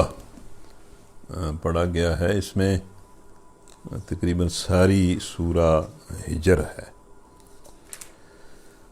تو اللہ تعالیٰ آپ کو ہمت اور استقامت دے، اور ہمت اور استقامت اس وقت بنتی ہے جب بندے کا شوق جب برقرار رہے. تو کوشش کریں شوق کو بھی برقرار رکھیں، اور اگر سستی غالب آئے تو سستی کو ذرا قابو کریں، اس کو دبانے کی کوشش کریں. مولانا اشرف علی تھانوی کہتے ہیں کہ اس قرآن کو پڑھا کرو، اگر تمہیں اس کے پڑھنے سے طبیعت میں بوجھ محسوس ہو تو اس کو دوائی سمجھ کے پڑھا کرو، کیونکہ دوائی تو جب بندہ کھاتا ہے تو وہ تو کڑوی لگتی ہے، لیکن ہوتی تو بندے کے لیے اچھی ہے. تو وہ کہتے ہیں کہ جب اس طرح محسوس ہو کہ اس سے بھئی جی کتاتا ہے یا مطلب جی نہیں چاہتا، تو اپنے آپ کو قابو کرو اور اس کو دوائی سمجھ کر استعمال کرو، تاکہ تم یہ دوا استعمال کرو تو ٹھیک ہو جاؤ، تمہاری روح ٹھیک ہو جائے. اور اگر تمہیں اس کا شوق ہو اور تو اس کے ساتھ تم بڑی اسے محبت سے پڑھو، تو پھر اس کو تم اپنی غذا سمجھ کے پڑھو کہ یہ تمہارے روح کی غذا ہے. یعنی یا غذا سمجھ کے اس کو کھاؤ یا دوائی سمجھ کے اس کو کھاؤ، دونوں صورتوں میں اس کا استعمال کرو تو اللہ آپ کے شوق کو برقرار رکھے. یہ قرآن کا دور ہے، اور قرآن کا دور جو ہے اس کو یہ نبی صلی اللہ علیہ وسلم کی سنت ہے، ہر رمضان میں جبرائیل امین کے ساتھ مل کر وہ قرآن کا دور کرتے تھے۔ تو میں آپ سب کے لیے ہر اچھی دعا کرتا ہوں، آپ کے لیے، آپ کے گھر والوں کے لیے۔ بس اس میں اپنے شوق کو بھی برقرار رکھیں، اور یہ اب چونکہ یہ دوسرا عشرہ جو ہوتا ہے نا، یہ تجربہ یہ ہے کہ اس میں بندے سست ہو جاتے ہیں اور بھاگتے ہیں، تراویحوں سے بھی بھاگتے ہیں اور روزے میں بھی زیادہ تھکاوٹ محسوس کرتے ہیں۔ اس درمیانی عشرے کو آپ نے ہمت سے گزارنا ہے، خود بھی اس طرس میں شریک ہونا ہے، اور میں آپ سے روزانہ کہتا ہوں کہ دوسرے لوگوں کو بھی ضرور کچھ نہ کچھ لوگ 2 4 5 لوگ جو ہیں وہ اور ضرور تیار کریں۔ میں نے جو یہ ہوم ورک آپ کو دیا تھا کہ 3 موبائل اور تلاش کریں، اس ہوم ورک کا میں نے ٹیسٹ لینا ہے 20 رمضان کو۔ 20 رمضان کو میں پورا آپ کا ٹیسٹ لوں گا کہ آپ نے یہ ہوم ورک کتنا کیا ہے، تو یہ بھی کریں۔ تو یہ سورہ ہجر ہم نے پڑھی ہے، اس میں اس کی آیت نمبر جو 19 ہے، وہاں سے وہ بات شروع ہوتی ہے جس کو اللہ تعالیٰ بار بار قرآن میں کرتا ہے کہ میں نے یہ سارا سلسلہ جو بنایا ہے تمہارے لیے بنایا ہے، تمہاری زندگی کے لیے اور تمہارے رزق کے لیے، تمہاری ضرورت کے لیے۔ وَالْأَرْضَ مَدَدْنَاهَا، ہم نے زمین کو پھیلایا، اس میں باڑ جمائے، اس میں ہر نوع کی نباتات ٹھیک نپی تلی مقدار کے ساتھ اگائیں، اور اس میں معیشت کے اسباب فراہم کیے۔ دیکھیں نا، ساری باتیں بالکل 100% درست ہیں کہ انسان کی جو معیشت ہے وہ ساری تو اس زمین سے وابستہ ہے، تو سارے اسباب تو یہی ہیں تمہارے لیے بھی اور ان بہت سی مخلوقات کے لیے بھی جن کے رازق تم نہیں ہو۔ مطلب تمہارے لیے بھی اس زمین میں ہم نے رزق پیدا کیا، اور بے شمار اور مخلوقات ہیں جن کے تم رازق نہیں ہو، ہم ہی انہیں رازق دیتے ہیں، رزق دیتے ہیں۔ کوئی چیز ایسی نہیں جس کے خزانے ہمارے پاس نہ ہوں، مطلب یہ کہ ہر خزانہ ہمارے پاس ہے اور بھرا ہوا ہے، اور اس میں کوئی کمی ہونے کا سوال ہی پیدا نہیں ہوتا۔ اور جس چیز کو بھی ہم نازل کرتے ہیں ایک مقرر مقدار میں نازل کرتے ہیں، یعنی ہمارے سافٹ ویئر میں پورا ریکارڈ ہے کہ کس کو کتنا جو ہے ہم نے نازل کرنا ہے، کتنے کی ضرورت ہے۔ بارآور ہواؤں کو ہم ہی بھیجتے ہیں، پھر آسمان سے پانی برساتے ہیں اور اس پانی سے تمہیں سیراب کرتے ہیں۔ اس دولت کے خزانہ دار تم نہیں ہو۔ بھائی یہ سارے خزانے ہمارے ہیں، اس کے خزانہ دار تم تو نہیں ہو۔ اور واقعی یہ ہر سننے والے کو سمجھ آنی چاہیے کہ یہ سارے خزانے تو اللہ کے ہیں، ہمارے تو نہیں۔ اور پھر کہتا ہے کہ صرف یہ خزانے نہیں بلکہ تم جو کچھ ہو، تم کیا ہو؟ زندگی اور موت ہم دیتے ہیں، اور ہم ہی سب کے وارث ہونے والے ہیں۔ پہلے جو لوگ تم میں سے ہو گزرے ہیں ان کو بھی ہم نے دیکھ رکھا ہے، وہ ہمارے ریکارڈ میں ہیں، ہمارے پاس ہیں، کوئی غائب نہیں ہوا۔ تم مٹی میں دفناتے ہو، سمجھتے ہو کہ بھئی یہ وہ سارے ہمارے ریکارڈ میں، اور بعد کے آنے والے بھی ہماری نگاہ میں ہیں، جو ابھی نہیں آئے وہ بھی ہماری نگاہ میں ہیں۔ یقیناً تمہارا رب ان سب کو اکٹھا کرے گا، وہ حکیم بھی ہے اور علیم بھی۔ تو اب دیکھیں اللہ تعالیٰ ہمیں کس طرح ایمان کی دعوت دے رہا ہے کہ بات کو سمجھ جاؤ۔ اس کے بعد یہ آیت نمبر 43 ہے، جس میں اللہ نے فرمایا ہے کہ جو لوگ گمراہی اختیار کریں گے، نافرمانی اختیار کریں گے، تو میں بار بار تمہیں سمجھا رہا ہوں کہ ان کے ساتھ میرا وعدہ ہے کہ میں ان کو جہنم میں پھینک دوں گا۔ وَإِنَّ جَهَنَّمَ لَمَوْعِدُهُمْ أَجْمَعِينَ لَهَا 7 أَبْوَابٍ لِكُلِّ بَابٍ مِّنْهُمْ جُزْءٌ مَقْسُومٌ۔ ان المتقین فی جنات وعیون ادخلوها بسلام آمنین. یہ جہنم جس کی وعید شیطان کے پیروکاروں کو دی گئی ہے، جن سے ہمارا وعدہ ہے کہ وہ اس جہنم میں جائیں گے، اس کے 7 دروازے ہیں. ہر دروازے کے لیے ان میں سے ایک حصہ مخصوص کر دیا گیا ہے. اس کا مطلب یہ ہے، اس کے 7 دروازوں کا، جہنم کے یہ دروازے غالباً ان گمراہیوں اور گناہوں کے لحاظ سے ہوں گے جن پر چل کر آدمی اپنے لیے دوزخ کی راہ کھولتا ہے. مثلاً کوئی دہریت کے راستے سے دوزخ میں جائے گا، کوئی شرک کے راستے سے، کوئی نفاق کے راستے سے، کوئی نفس پرستی اور فسق اور فجور کے راستے سے، کوئی ظلم و ستم اور حق تلفی کے راستے سے، کوئی گمراہی کی تبلیغ اور اقامت کفر کے راستے سے، اور کوئی فحشاء اور منکرات کی اشاعت کے راستے سے. جس شخص کا جو وصف اس کی زندگی میں زیادہ نمایاں ہوگا، اسی کے لحاظ سے جہنم کی طرف جانا اس کا راستہ اور گیٹ کھول دیا جائے گا. تو اللہ تعالیٰ اس سے بچائے. اس کے برعکس اللہ فرما رہا ہے کہ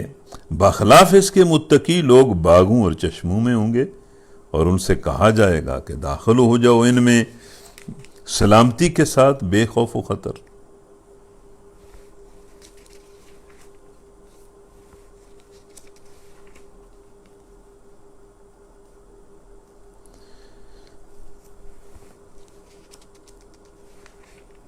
اس کے بعد اس سورت کا یہ جو آخری رکوع ہے، اس میں یہ بڑا جامع رکوع ہے، جس میں اللہ تعالیٰ نے بہت ساری باتیں کی ہیں، لیکن ایک بات اللہ تعالیٰ نے یہ، ویسے آپ اس کو یاد رکھیں کہ اللہ تعالیٰ نے یہ کی ہے کہ اے محمد صلی اللہ علیہ وسلم، آیت نمبر 87 کو دیکھیں کہ کوئی گھبرانے کی ضرورت نہیں ہے کہ ان کے پاس یہ مال ہے، یہ اولاد ہے، یہ باغ ہے، ان کی بڑی چلت پھرت ہے. وَلَقَدْ آتَيْنَاكَ سَبْعًا مِّنَ الْمَثَانِي وَالْقُرْآنَ الْعَظِيمَ لَا تَمُدَّنَّ عَيْنَيْكَ إِلَىٰ مَا مَتَّعْنَا بِهِ أَزْوَاجًا مِّنْهُمْ وَلَا تَحْزَنْ عَلَيْهِمْ وَاخْفِضْ جَنَاحَكَ لِلْمُؤْمِنِينَ.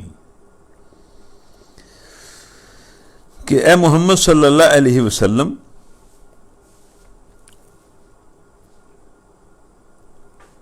ہم نے تم کو 7 ایسی آیتیں دے رکھی ہیں جو بار بار دہرائی جانے کے لائق ہیں، اور تمہیں قرآن عظیم عطا کیا ہے. مطلب یہ جو ہم نے تمہیں سورہ فاتحہ دی ہے اور یہ جو عظیم قرآن دیا ہے نا، یہ بہت بڑی چیز ہے. اسی میں زندگی ہے، اسی میں زندگی کی نعمتیں ہیں، اسی میں عزت اور اقتدار ہے، اسی میں جنت ہے، اسی میں ساری بلائیاں ہیں. اگر اس کو لے کر تم اس پر قائم ہو جاؤ اور کھڑے رہو تو یہ ساری دنیا بھی تمہارے قدموں میں آ جائے گی اور بڑی عزت کے ساتھ آئے گی اور پاک ہو کر آئے گی. تو یہ جو لوگوں کے پاس مطلب یہ سرمایہ ہے، دولت ہے، اس کی کوئی پرواہ نہ کریں، تم اس متاع دنیا کی طرف آنکھ اٹھا کر بھی نہ دیکھو جو ہم نے ان میں سے مختلف قسم کے لوگوں کو دے رکھی ہے، اور نہ ان کے حال پر اپنا دل کڑاؤ، انہیں چھوڑ کر ایمان لانے والوں کی طرف جھکو. مطلب کوئی ایسا مسئلہ نہیں ہے، ہم نے یہ جو قرآن تمہیں دیا ہے نا، یہ تمہیں فتح سے بھی امکنار کر دے گا، خوشحالیوں کے گیٹ بھی کھول دے گا اور عزتیں بھی بخش دے گا. یہ ان لوگوں کے پاس جو کچھ ہے نا، اس سے کوئی گھبرانے کی ضرورت نہیں. اس سے آپ اندازہ کریں کہ یہ قرآن کتنی اہم چیز ہے. اس کا پڑھنا، اس کا سمجھنا، اس پر عمل کرنا، اس کا لمبردار بننا.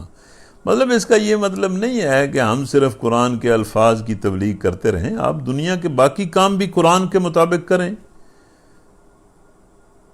دنیا کے جدید علوم حاصل کریں، مطلب روزی کمانے کے لیے بھی آپ مطلب کوشش کریں، لیکن ہر چیز کو اس قرآن کے تحت بھی رکھیں اور اس قرآن کے لیے بھی رکھیں، تو بالکل نقشہ ہی بدل جائے گا۔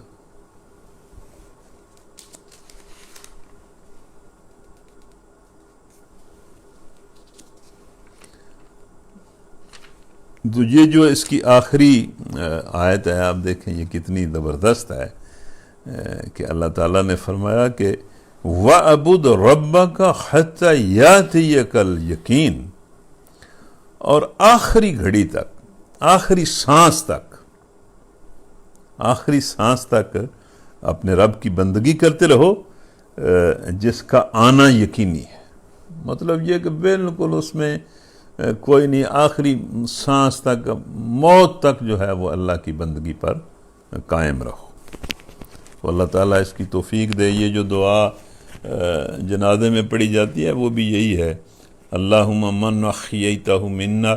فاحیہ علی الاسلام ومن توفیتہ منا فتوفہ علی الایمان۔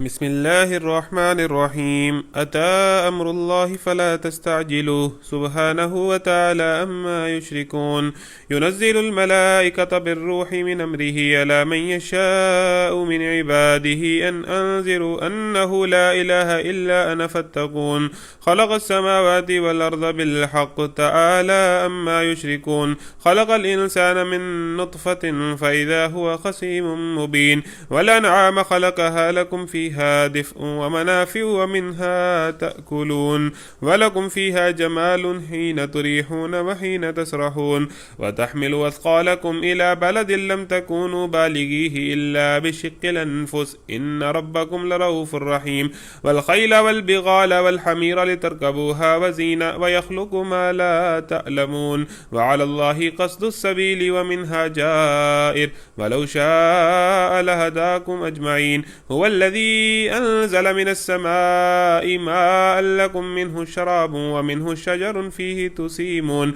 ينبت لكم به الزرع والزيتون والنخيل والأعناب ومن كل الثمرات إن في ذلك لآية لقوم يتفكرون وسخر لكم الليل والنهار والشمس والقمر والنجوم مسخرات بأمره إن في ذلك لآيات لقوم يأكلون وما ذرى لكم في الأرض مختلفا ألوانه إن في ذلك لآية لقوم يذكرون وهو الذي سخر البحر لتأكلوا منه لحما طريا وتستخرجوا منه حلية تلبسونها وترى الفلك مباخر فيه ولتبتغوا من فضله ولعلكم تشكرون وألقى في الأرض رواسي أن تميد بكم وأنهارا وسبلا لعلكم تهتدون وعلامات وبالنجم هم يهتدون أفمن يخلق كمن لا يخلق أفلا تذكرون وإن تعدوا نعمة الله لا تحصوها إن الله لغفور رحيم والله يعلم ما تسرون وما تعلنون والذين يدعون من دون الله لا يخلقون شيئا وهم يخلقون أموات غير أحياء وما يشعرون أيان يبعثون إلهكم إله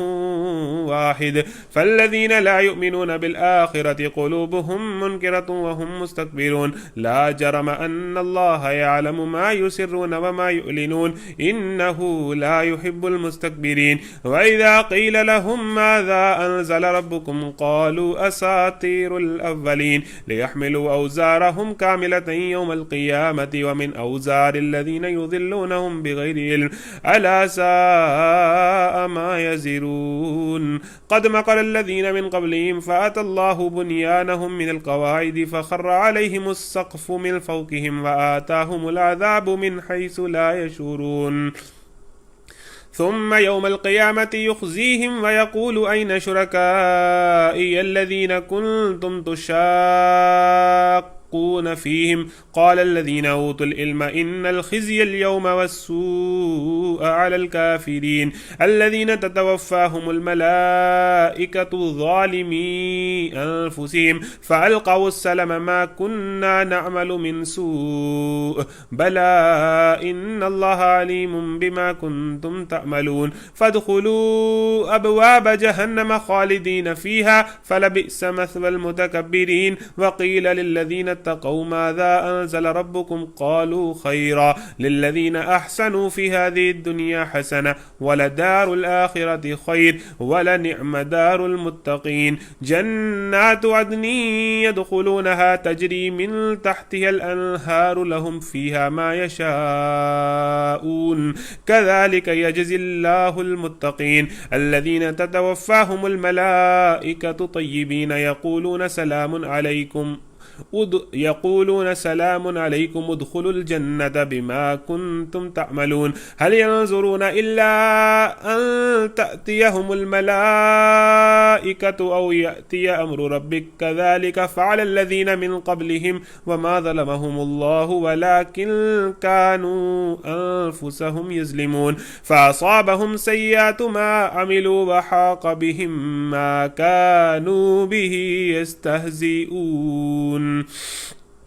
وقال الذين أشركوا لو شاء الله ما عبدنا من دونه من شيء نحن ولا آباؤنا ولا حرمنا من دونه من شيء كذلك فعل الذين من قبلهم فهل على الرسل إلا البلاغ المبين ولقد بعثنا في كل أمة رسولا أن اعبدوا الله واجتنبوا الطاغوت فمنهم من هدى الله ومنهم من حقت عليه الضلالة فسيروا في الأرض فانظروا كيف كان عاقبة المكذبين إن تحرص على هداهم فإن الله لا يهدي من يضل وما لهم من ناصرين وأقسموا بالله جهد أيمانهم لا يبعث الله من يموت بلى وعدا عليه حقا ولكن أكثر الناس لا يعلمون ليبين لهم الذي يختلفون فيه وليعلم الذين كفروا أنهم كانوا كاذبين إنما قولنا لشيء إذا أردناه أن نقول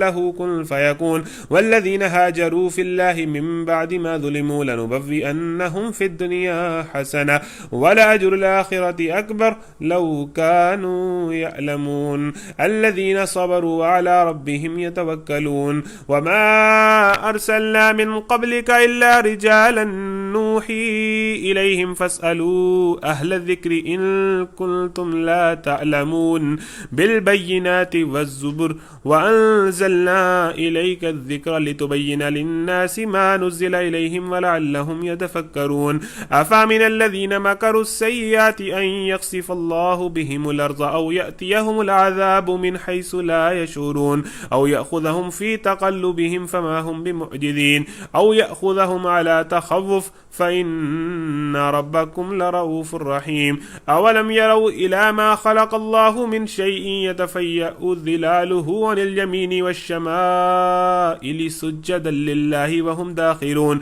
ولله يسجد ما في السماوات وما في الأرض من دابة والملائكة وهم لا يستكبرون يخافون ربهم من فوقهم ويفعلون ما يؤمرون.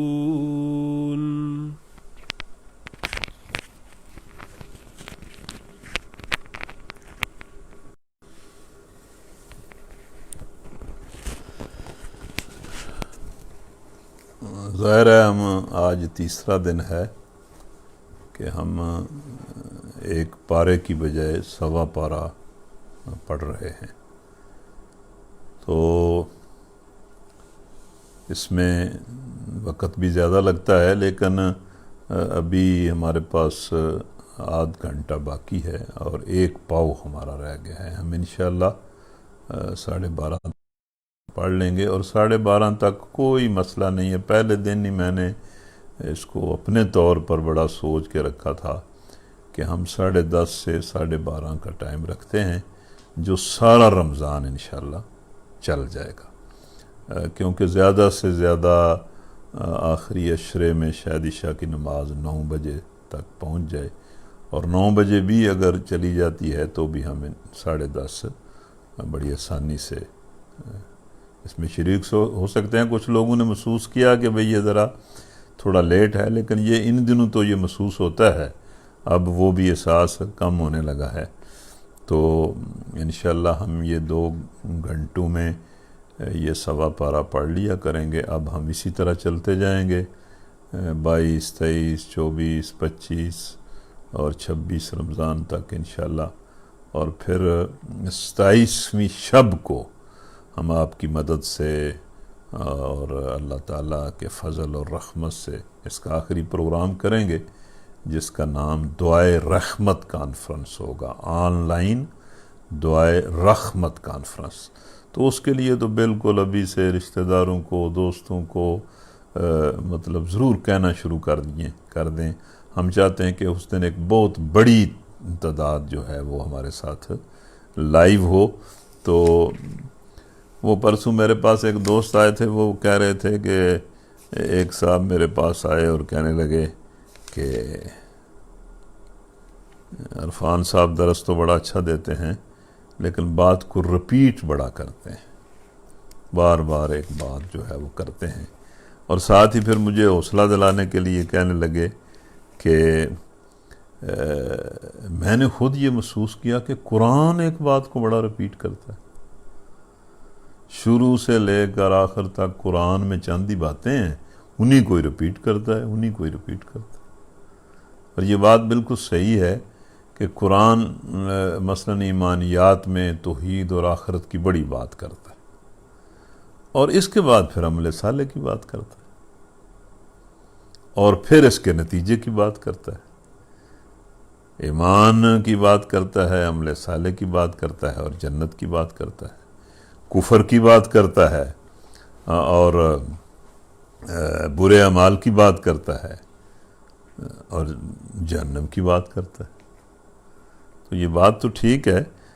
اس نے میری تسلی کے لیے کہی، لیکن یہ بات اسی طرح ہے کہ قرآن جو ہے وہ باتوں کو بالکل مطلب بار بار ایک بات سمجھاتا ہے، اور بات سمجھ آ جائے تو باقی راستے سارے کھل جاتے ہیں۔ تو یہ جو سورہ نحل ہے، اس کے آغاز ہی میں اللہ تعالیٰ نے کہا کہ بھئی اس فیصلے کو بار بار تم مانگتے ہو، بار بار مانگتے ہو کہ بھئی ہم نے تو انکار کر دیا ہے محمد آپ کا، آپ کے پاس جو علم آیا ہے اس کا، تو پھر وہ جو فیصلہ آپ کہتے ہیں کہ آ جائے گا اور تم پکڑے جاؤ گے، وہ نہیں آ رہا۔ تو انسان کا ظرف تو چونکہ بہت چھوٹا ہے نا، اللہ تعالیٰ اگر انسان کے ظرف کے مطابق فیصلے کرے تو پھر تو انسان کا کچومبر نکل جائے، وہ تو مطلب اللہ ہے، اور اس کا معاملہ انسان سے بہت ہی مختلف ہے، انسان کو بڑی ڈھیل دیتا ہے۔ لیکن اس صورت کا آغاز اللہ نے یہ کیا کہ آ گیا اللہ کا فیصلہ، مطلب قریب آ گیا۔ اب اس میں کچھ لوگوں نے اس کی تشریح کی ہے کہ دیکھو ابھی کچھ عرصے بعد نبی صلی اللہ علیہ وسلم یہاں سے چلے جائیں گے ہجرت کر کے، اور تم ان کے پیچھے جاؤ گے،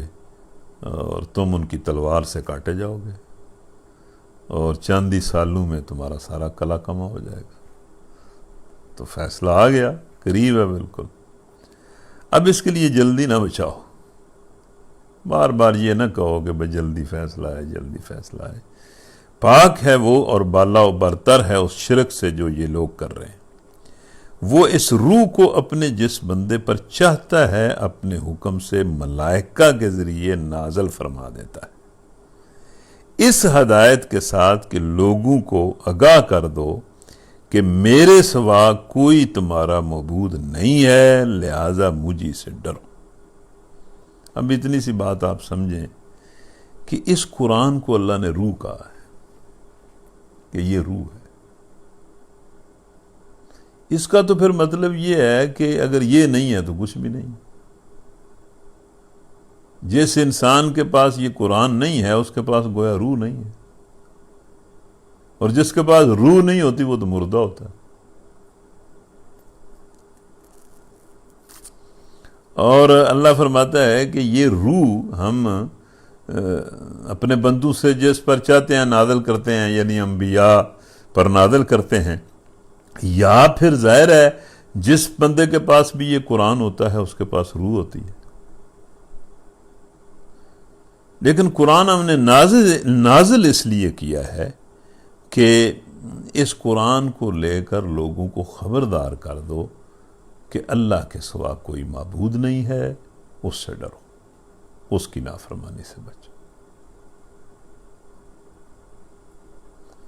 تو اللہ تعالیٰ بہرحال ہم گواہی دیتے ہیں، سارے لوگ جتنے سن رہے ہیں، پتہ نہیں اب کسی نے کڑک چاہ پی ہے نہیں ہے پی ہے، مطلب کوئی جاگ رہا ہے یا سو رہا ہے۔ کئی لوگ تو بیچارے اتنے نڈال ہو جاتے ہیں نیند کے دباؤ کی وجہ سے ٹکریں ہی مارتے رہتے ہیں، لیکن کئی لوگ ہوتے ہیں کہ ٹکریں مارتے رہتے ہیں لیکن بیٹھے رہتے ہیں اور پڑھتے سنتے رہتے ہیں، اور کئی تو بھاگ جاتے ہیں۔ تو آپ بھاگنے والوں میں شامل نہ ہوں، اور ٹکریں جو ہیں وہ ٹھیک ہو جائیں گی، کوئی مسئلہ نہیں۔ تو یہ بڑی مطلب ہم سب گواہی دیتے ہیں کہ یا اللہ تیرے سوا کوئی معبود نہیں ہے، اور محمد صلی اللہ علیہ وسلم تیرے بندے، رسول اور آخری نبی ہیں۔ اور یا اللہ یہ جو روح ہے قرآن کی، یہ ہمارے دلوں میں بھی ڈال، ہمیں بھی عطا کر، اور ہمیں بھی توفیق دے کہ ہم خود بھی اس روح کے پیغام کے مطابق تیری بندگی کریں، اور اس پیغام کو دوسروں تک بھی ہم یا اللہ پہنچائیں۔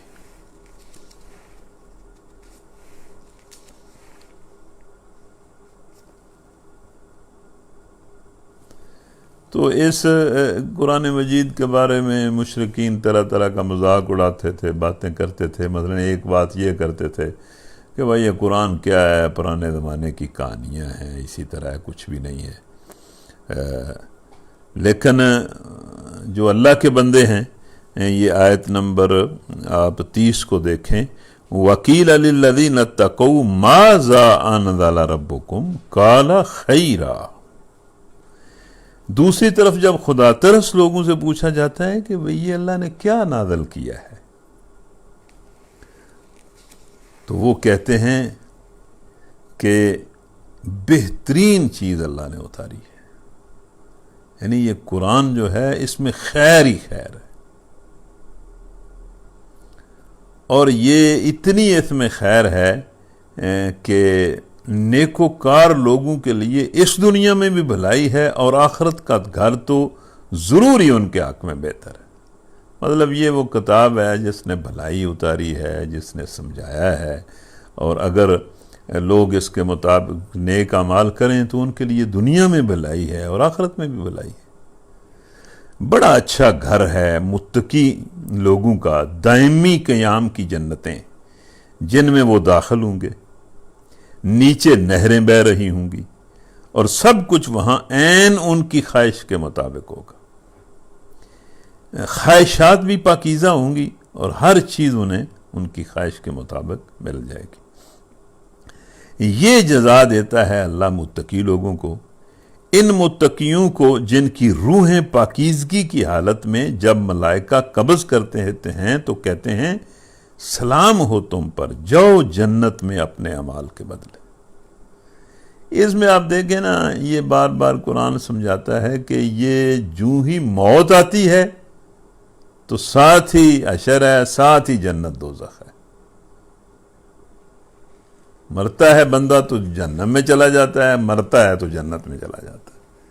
مطلب ٹھیک ہے اس کے کوئی مراحل ہوں گے، اس کا بڑا مرحلہ جو ہے وہ وہی ہوگا، لیکن موت کے ساتھ ہی آخرت شروع ہو جاتی ہے۔ تو مطلب آخرت کوئی دور نہیں ہے، بالکل بندے کے بالکل ساتھ ہی ہے۔ یہ پھر اس کے بعد آخر میں، اس ربع کے آخر میں آیت نمبر 45 ہے، اس کو دیکھیں۔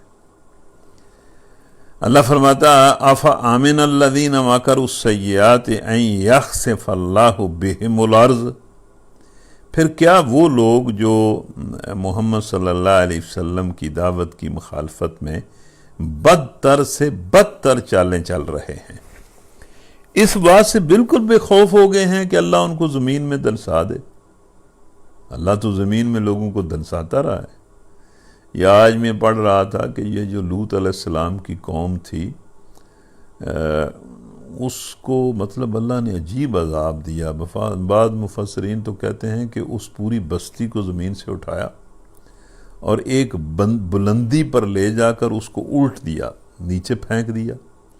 اور پھر اس پر پتھر برسائے. اور پھر میں ایک تفسیر کے اندر پڑھ رہا تھا کہ اس کو پتھر برسانے کے بعد اس پوری بستی کو زمین کے اندر دنسا دیا. اور اب وہ جو جگہ ہے وہ بحر مردار کے نام سے یاد کی جاتی ہے, اور جو محققین ہیں وہ کہتے ہیں کہ اس بحر مردار کے نیچے بستی کے کھنڈرات موجود ہیں, اور اب بھی اس جگہ کوئی بندہ اس پانی میں جائے, کوئی جاندار جائے, وہ مر جاتا ہے, اور لوگ اس کو آنکھوں سے دیکھ رہے ہیں. تو اللہ کہتا ہے کہ یہ جو بدتر سے بدتر چالیں چل رہے ہیں, یہ اللہ سے بے خوف ہیں کہ اللہ ان کو زمین میں دھنسا دے, یا ایسے گوشے سے ان پر عذاب لے آئے جدھر سے ان کے آنے کا ان کو وہم و گمان تک نہ ہو, یا اچانک چلتے پھرتے ان کو پکڑ لے, یا ایسی حالت میں انہیں پکڑے جب کہ انہیں خود آنے والی مصیبت کا کھٹکا لگا ہوا ہو اور وہ اس سے بچنے کی فکر میں بھی چکنے ہوں. مطلب انہیں اندازہ بھی کچھ ہو رہا ہو کہ مصیبت آ رہی ہے تو اللہ انہیں پکڑ لے. وہ جو کچھ بھی کرنا چاہے یہ لوگ اس کو عاجز کرنے کی طاقت نہیں رکھتے. حقیقت یہ ہے کہ تمہارا رب بڑا نرم خو ہے اور رحیم ہے.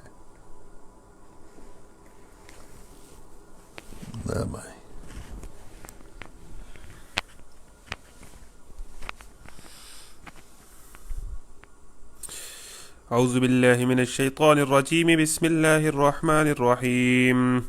وقال اللہ لا تتخذوا الہین اثنین انما هو الہ واحد فإیای فرہبون وله ما في السماوات والأرض وله الدين واسبا أفغير الله تتقون وما بكم من نعمة فمن الله ثم إذا مسكم الضر فإليه تجأرون ثم إذا كشف الضر عنكم إذا فريق منكم بربهم يشركون ليكفروا بما آتيناهم فتمتعوا فسوف تعلمون ويجعلون لما لا يعلمون نصيبا مما رزقناهم تالله لتسألن عما كنتم تفترون ويجعلون لله البنات سبحانه ولهم ما يشتهون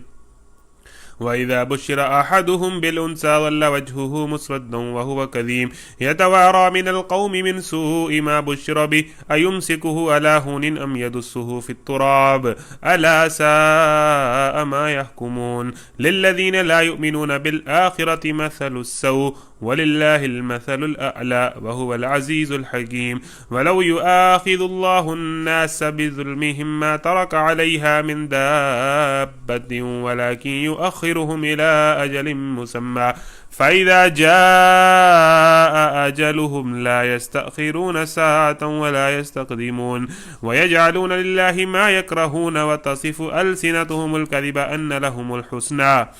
لا جرم أن لهم النار وأنهم مفرطون تالله لقد أرسلنا إلى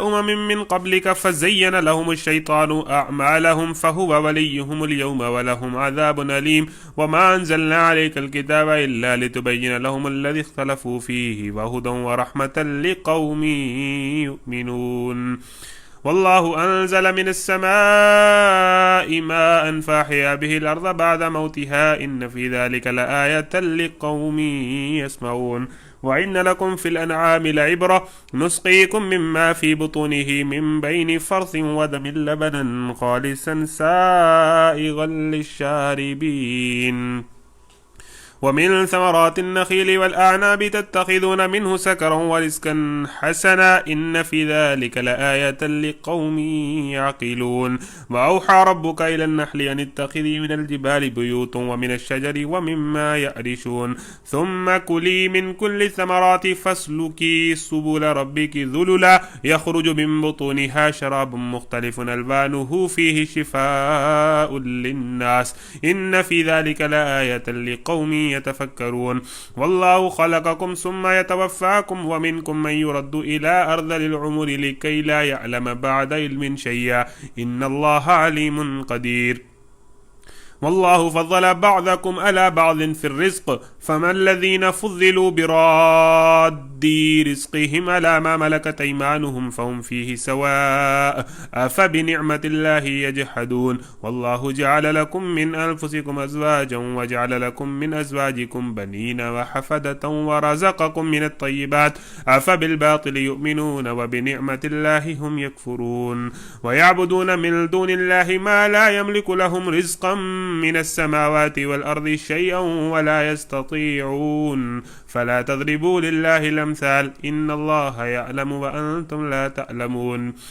ضرب الله مثلا عبدا مملوكا لا يقدر على شيء ومن رزقناه منا رزقا حسنا فهو ينفق منه سرا وجهرا هل يستوون الحمد لله بل أكثرهم لا يعلمون وضرب الله مثلا رجلين أحدهما أبكم لا يقدر على شيء وهو كل على مولاه أينما يوجهه لا يأتي بخير هل يستوي هو ومن يأمر بالعدل وهو على صراط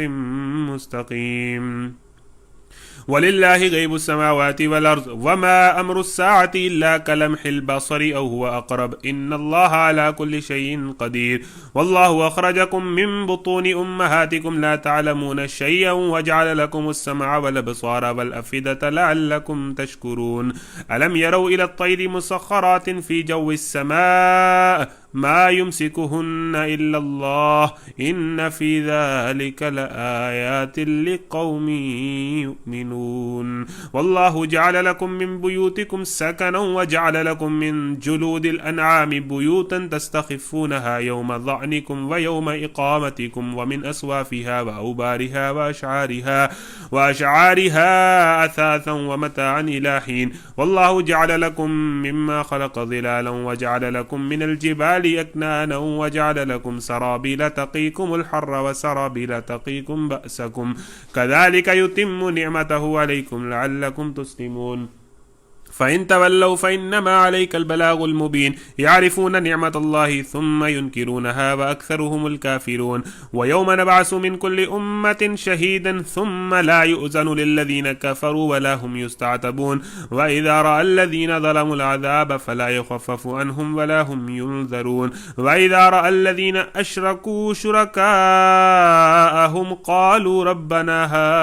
هؤلاء شركاء الذين كنا ندعو من دونك فألقوا إليهم القول إنكم لكاذبون وألقوا إلى الله يومئذ السلم وضل عنهم ما كانوا يفترون الذين كفروا وصدوا عن سبيل الله زدناهم عذابا فوق العذاب بما كانوا يفسدون ويوم نبعث في كل أمة شهيدا عليهم من أنفسهم وجئنا بك شهيدا على هؤلاء ونزلنا عليك الكتاب تبيانا لكل شيء وهدى ورحمة وبشرى للمسلمين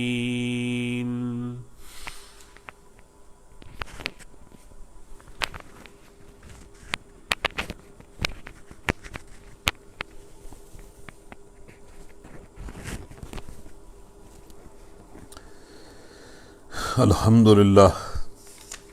ماشاءاللہ لا قوت الا باللہ۔ تو ہمارا آج کا سبق بھی مکمل ہو گیا۔ پہلے دن ہی میں نے جو سوچا تھا وہ یہی سوچا تھا کہ ہم ہر ربع کو تلاوت کے بعد اس کی تھوڑی بہت وضاحت کے لیے 10 منٹ دیا کریں گے۔ تو دیکھیں اس ربع کے لیے تو پورے 10 منٹ باقی کسی ربع میں کم کسی ربع میں زیادہ وقت لگ جاتا ہوگا، لیکن مطلب اس کے لیے پورے 10 منٹ جو ہیں وہ باقی ہیں۔ اس میں اس ربع میں سورہ نحل کی آیت نمبر 52 دیکھیں۔ یہ بات بھی اللہ تعالیٰ بار بار سمجھاتا ہے۔ اگر آپ سن رہے ہیں جاگ رہے ہیں، اب تو آپ کو جاگنا چاہیے، چھٹی کا وقت ہو گیا ہے، چھٹی میں 10 منٹ رہ گئے ہیں، تو چھٹی کی خوشی میں اب تو آپ کو جاگ جانا چاہیے اور پھر جب یہ 10 منٹ گزر جائیں تو آپ اللہ کا شکر کرتے ہوئے اس کی حمد و ثنا کہتے ہوئے بے شک سو جائیں۔ تو یہ بات قرآن مجید میں اللہ تعالیٰ سمجھاتا ہے کہ انسانوں، ہم جس دین کی تمہیں دعوت دے رہے ہیں وہ دین تو ہماری ساری کائنات کا وہی دین ہے۔ ہماری جو ساری کائنات ہے وہ اسی دین پر چل رہی ہے، تو اسی دین کی ہم تمہیں دعوت دیتے ہیں۔ تو تم نے ضرور اپنی اس آزاد زندگی میں جس میں ہم نے تمہیں مطلب اپنی نافرمانی کی بھی آزادی دی ہوئی ہے، اس میں ضرور میری نافرمانی کر کے تو پوری کائنات سے الگ ہی ایک دین اختیار کرنا ہے۔ تو یہ دیکھیں سورہ آیت نمبر 52 میں وَلَهُ مَا فِي السَّمَاوَاتِ وَالْأَرْضِ وَلَهُ الدِّينُ وَاسِبًا أَفَغَيْرَ اللَّهِ تَتَّقُونَ، اسی کا ہے وہ سب کچھ جو آسمانوں میں ہے اور جو کچھ زمین میں ہے، اور خالص اسی کا دین یعنی اسی کی اطاعت ساری کائنات میں چل رہی ہے۔ یعنی ساری کائنات کا جو نظام ہے یہ نظام حیات اللہ کی اطاعت پر چل رہا ہے، تو تم بھی اس کی اطاعت کرو ساری کائنات کے ساتھ مل کر۔ اور تمہاری ایک مطلب ہے کہ نیچرل فطرتی زندگی میں بھی ایک بہت بڑا دائرہ تو وہ ہے جس میں تم بھی اسی کی اطاعت کرتے ہو، لیکن ایک دائرہ میں نے بنایا ہے آزمائش کے لیے، اس میں تم نافرمانی کا اصرار کرتے ہو اور اپنے لیے جہنم چاہتے ہو۔ تو یہ پورا نظام حیات جو ہے یہ اللہ کی اطاعت پر چل رہا ہے۔ آفا غیر اللہ تتقون، پھر کیا اللہ کو چھوڑ کر تم کسی اور سے تقوی کرو گے یا کسی اور کی اطاعت کرو گے؟ تو یہ بات اللہ تعالیٰ قرآن مجید میں مختلف انداز میں بار بار سمجھا۔ ایک یہ بات بھی اللہ سمجھاتا ہے آیت نمبر 61 میں کہ یہ جو بار بار تم کہتے ہو نا کہ ہمیں بھئی عذاب کیوں نہیں آتا، عذاب کیوں نہیں آتا، عذاب کیوں نہیں آتا، تو یہ تو اللہ ڈھیل دیتا ہے، اور یہ تو تمہارے فائدے کے لیے ہے کہ بھئی تم اپنی یہ جو تمہاری زندگی ہم نے مقرر اور متعین کی ہے اس میں تم بات کو سمجھو اور جھک جاؤ۔ تم اصرار کرتے ہو کہ ہمیں ہماری غلطیوں پر پکڑ لو۔ اللہ فرماتا ہے اس آیت میں 61 میں کہ اگر کہیں اللہ لوگوں کو ان کی زیادتی پر فوراً ہی پکڑ لیا کرتا تو روئے زمین پر کوئی باقی نہ بچتا۔ مطلب غلطیاں تو تم کرتے ہو، اگر ہم ہر غلطی پر تمہیں فوراً پکڑ لیں تو کون بچتا؟ کوئی بھی نہ بچتا۔ لیکن اس کا طریقہ یہ ہے کہ وہ سب کو ایک وقت مقررہ تک مہلت دیتا ہے، پھر جب وہ وقت آ جاتا ہے تو اس سے کوئی ایک گھڑی بھر بھی آگے پیچھے نہیں ہو سکتا۔ مطلب جب وقت آ جانا ہے تو پھر تو اس نے آگے پیچھے کوئی نہیں ہونا، تو تم جو مہلت ہے اس سے فائدہ اٹھاؤ۔ یہ بار بار تمہیں سزا کا کیوں بھائی ہے کہ بھائی ہمیں سزا ملنی چاہیے، فوراً عذاب آنا چاہیے۔ اس کے بعد آیت نمبر 77 کو دیکھیں، سورہ نحل کی آیت نمبر 77 وَلِلَّهِ غَيْبُ السَّمَاوَاتِ وَالْأَرْضِ وَمَا أَمْرُ السَّاعَةِ إِلَّا كَلَمْحِ الْبَصَرِ أَوْ هُوَ أَقْرَبُ إِنَّ اللَّهَ عَلَىٰ كُلِّ شَيْءٍ قَدِيرٌ۔ یہ قیامت کے بارے میں یہ دانشور لوگ اور یہ جو پڑھے لکھے لوگ ہیں وہ باتیں کرتے رہتے ہیں، کب، کیسے، کس طرح یہ قیامت ہوگی اور آخرت ہوگی۔ تو اللہ تعالیٰ یہاں پر ارشاد فرماتا ہے کہ اور قیامت کے برپا ہونے کا معاملہ کچھ دیر نہ لگے گی مگر بس اتنی جس میں آدمی کی پلک جھپک جائے، اتنی دیر میں وہ قیامت آ جائے گی۔ تم کہتے ہو کیسے کیسے کیسے، بلکہ اللہ کہتا ہے او ہوا اقرب، اس سے بھی کم وقت میں آ جائے گی۔ ان اللہ علی کل شیء قدیر، ہم تمہیں بار بار نہیں سمجھا رہے کہ اللہ ہر شے پر قادر۔ ایک انسان، اس کا ایک بندہ، اس کے دیے ہوئے علم کی وجہ سے، حضرت سلیمان علیہ السلام کا امتی، وہ ہزاروں میل ایک دور تخت پڑا ہوا ہے، اس کو پلک جھپکتے وہاں لے آتا ہے، تو اللہ پلک جھپکنے میں پوری کائنات کو اڑا دے گا، قیامت برپا کر دے گا۔ اس کے بعد یہ بات بھی پھر قرآن مجید میں جگہ جگہ آتی ہے، یہ آپ سمجھیں کہ آپ کے یہ سبق کی آخری آیت ہے،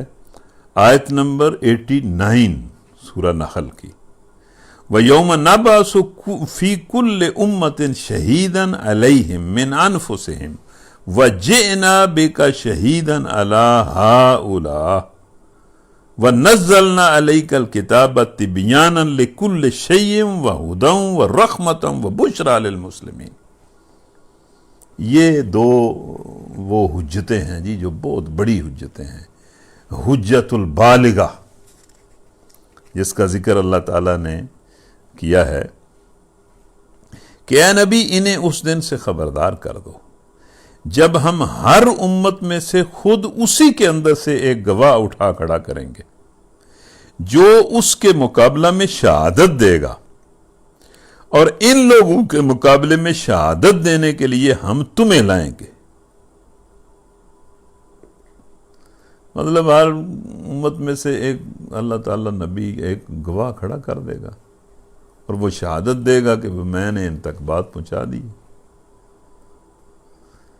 اب یہ جو ہوتی ہے نا سزا اور جزا، اس کا فیصلہ گواہیوں پر ہوتا ہے۔ سچی گواہی اگر کسی مقدمے میں بھگت جائے تو اس مقدمے کا فیصلہ اس گواہی کے مطابق ہوتا ہے۔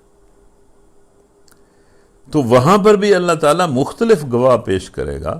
لیکن انبیاء کو بھی پیش کرے گا۔ تو آپ ذرا خود سوچیں، اس کو تو نبی صلی اللہ علیہ وسلم اس آیت کو یا اس طرح کی آیتوں کو سن کر خود تڑپ اٹھتے تھے نا، اور رکت ان پر طاری ہو جاتی تھی کہ میں نے یہ گواہی دینی ہے کہ میں نے ان تک پیغام پہنچا دیا ہے۔ یہ تو ان کا معاملہ تھا نا، لیکن آپ اپنا معاملہ سوچیں کہ ہم پر نبی صلی اللہ علیہ وسلم نے گواہی دینی ہے، وہ تو گواہی دے لیں گے، تو ہم پھر اس گواہی کے مقابلے میں کیا کریں گے؟ اگر ان کی گواہی ہمارے خلاف بھگت گئی تو پھر ہم کیا کریں گے؟ ظاہر ہے وہ تو سچے گواہ ہیں، انہوں نے تو بات پہنچا دی ہے۔ اور پھر اللہ تعالیٰ اسی آیت میں کہتے ہیں کہ اسی شہادت کی تیاری ہے، وَنَزَّلْنَا عَلَيْكَ الْكِتَابَ تِبْيَانًا لِكُلِّ شَيْءٍ وَهُدًى وَرَحْمَةً وَبُشْرَى لِلْمُسْلِمِينَ، کہ ہم نے یہ کتاب تم پر نازل کر دی ہے جو ہر چیز کی صاف صاف وضاحت کرنے والی ہے، اور ہدایت اور رحمت اور بشارت ہے ان لوگوں کے لیے جنہوں نے سر تسلیم خم کر دیا ہے۔ یعنی ہم نے تجھ جیسا سچا اور امانت دار گواہ بھی بھیجا ہے، اور اس کو ٹھیک گواہی دینے کے لیے پھر قرآن بھی دیا ہے۔ تو تیری گواہی اور اس قرآن کے مطابق تیری گواہی کے بعد یہ کدھر جائیں گے؟ ان کا کیا نتیجہ نکلے گا؟ ظاہر ہے مطلب ہے کہ نبی صلی اللہ علیہ وسلم جیسا سچا گواہ، اور پھر گواہی بھی ان کی اس قرآن کے مطابق۔ تو اللہ سے دعا ہے کہ اللہ تعالی ہمیں نبی صلی اللہ علیہ وسلم کا سچا امتی بنائے، ان کے مکمل اتباع کی توفیق دے۔ آپ سب کو مبارکباد ہو، آپ اس میں شریک ہو رہے ہیں، ہمت کریں، کوشش بھی کریں، اس کو بڑھانے کی بھی کوشش کریں۔ ہمارا جو دوپہر کا پروگرام ہے اس میں بھی شریک ہوا کریں۔ اب رمضان جو ہے وہ نصف میں داخل ہونے والا ہے، اور جب نصف ہو جائے تو اگلا نصف بڑا تیز ہو جاتا ہے، بڑی تیزی سے گزر جاتا ہے۔ الحمدللہ رب العالمین، والصلاة والسلام علی رسولہ الکریم وعلی آلہ وصحبہ اجمعین۔ یا اللہ ہم سب کے سینے کھول دے، اور حق کا نور ہمارے سینوں میں بھر دے اور ہمیں ایمان عطا فرما اور ایمان کے مطابق زندگی اور موت نصیب فرما، اور یا ارحم الراحمین اس ایمان اور اسلام کے ذریعے ہمیں دنیا اور آخرت کی بھلائیاں عطا فرما، اور یا ارحم الراحمین ہم میں سے جس کی کوئی شرعی اور جائز حاجت ہے اس کو پورا فرما، جس کے دل اور جس کی زبان پر جو جائز دعا ہے اس کو قبول فرما، اس وبا سے بھی نجات عطا فرما، یا اللہ ہمارے جو دوست بیمار ہیں ان کو شفا عطا فرما، میاں رمضان صاحب اسلام آباد سے ہمارے دوست اس وائرس کے شکار ہیں، یا اللہ انہیں جلد صحت یاب فرما اور اس مصیبت سے ہم سب کو نجات عطا فرما، ہمارے اس پروگرام کو یا اللہ ہمیں بحسن خوبی مکمل کرنے کی توفیق دے، اس کو قبول فرما اور اس میں غیر معمولی برکت عطا فرما، تو ہی چیزوں کو برکت دیتا ہے، آمین۔ اللہم صلی وسلم علی نبینا محمد وعلی آلہ وصحبہ اجمعین برحمتک یا ارحم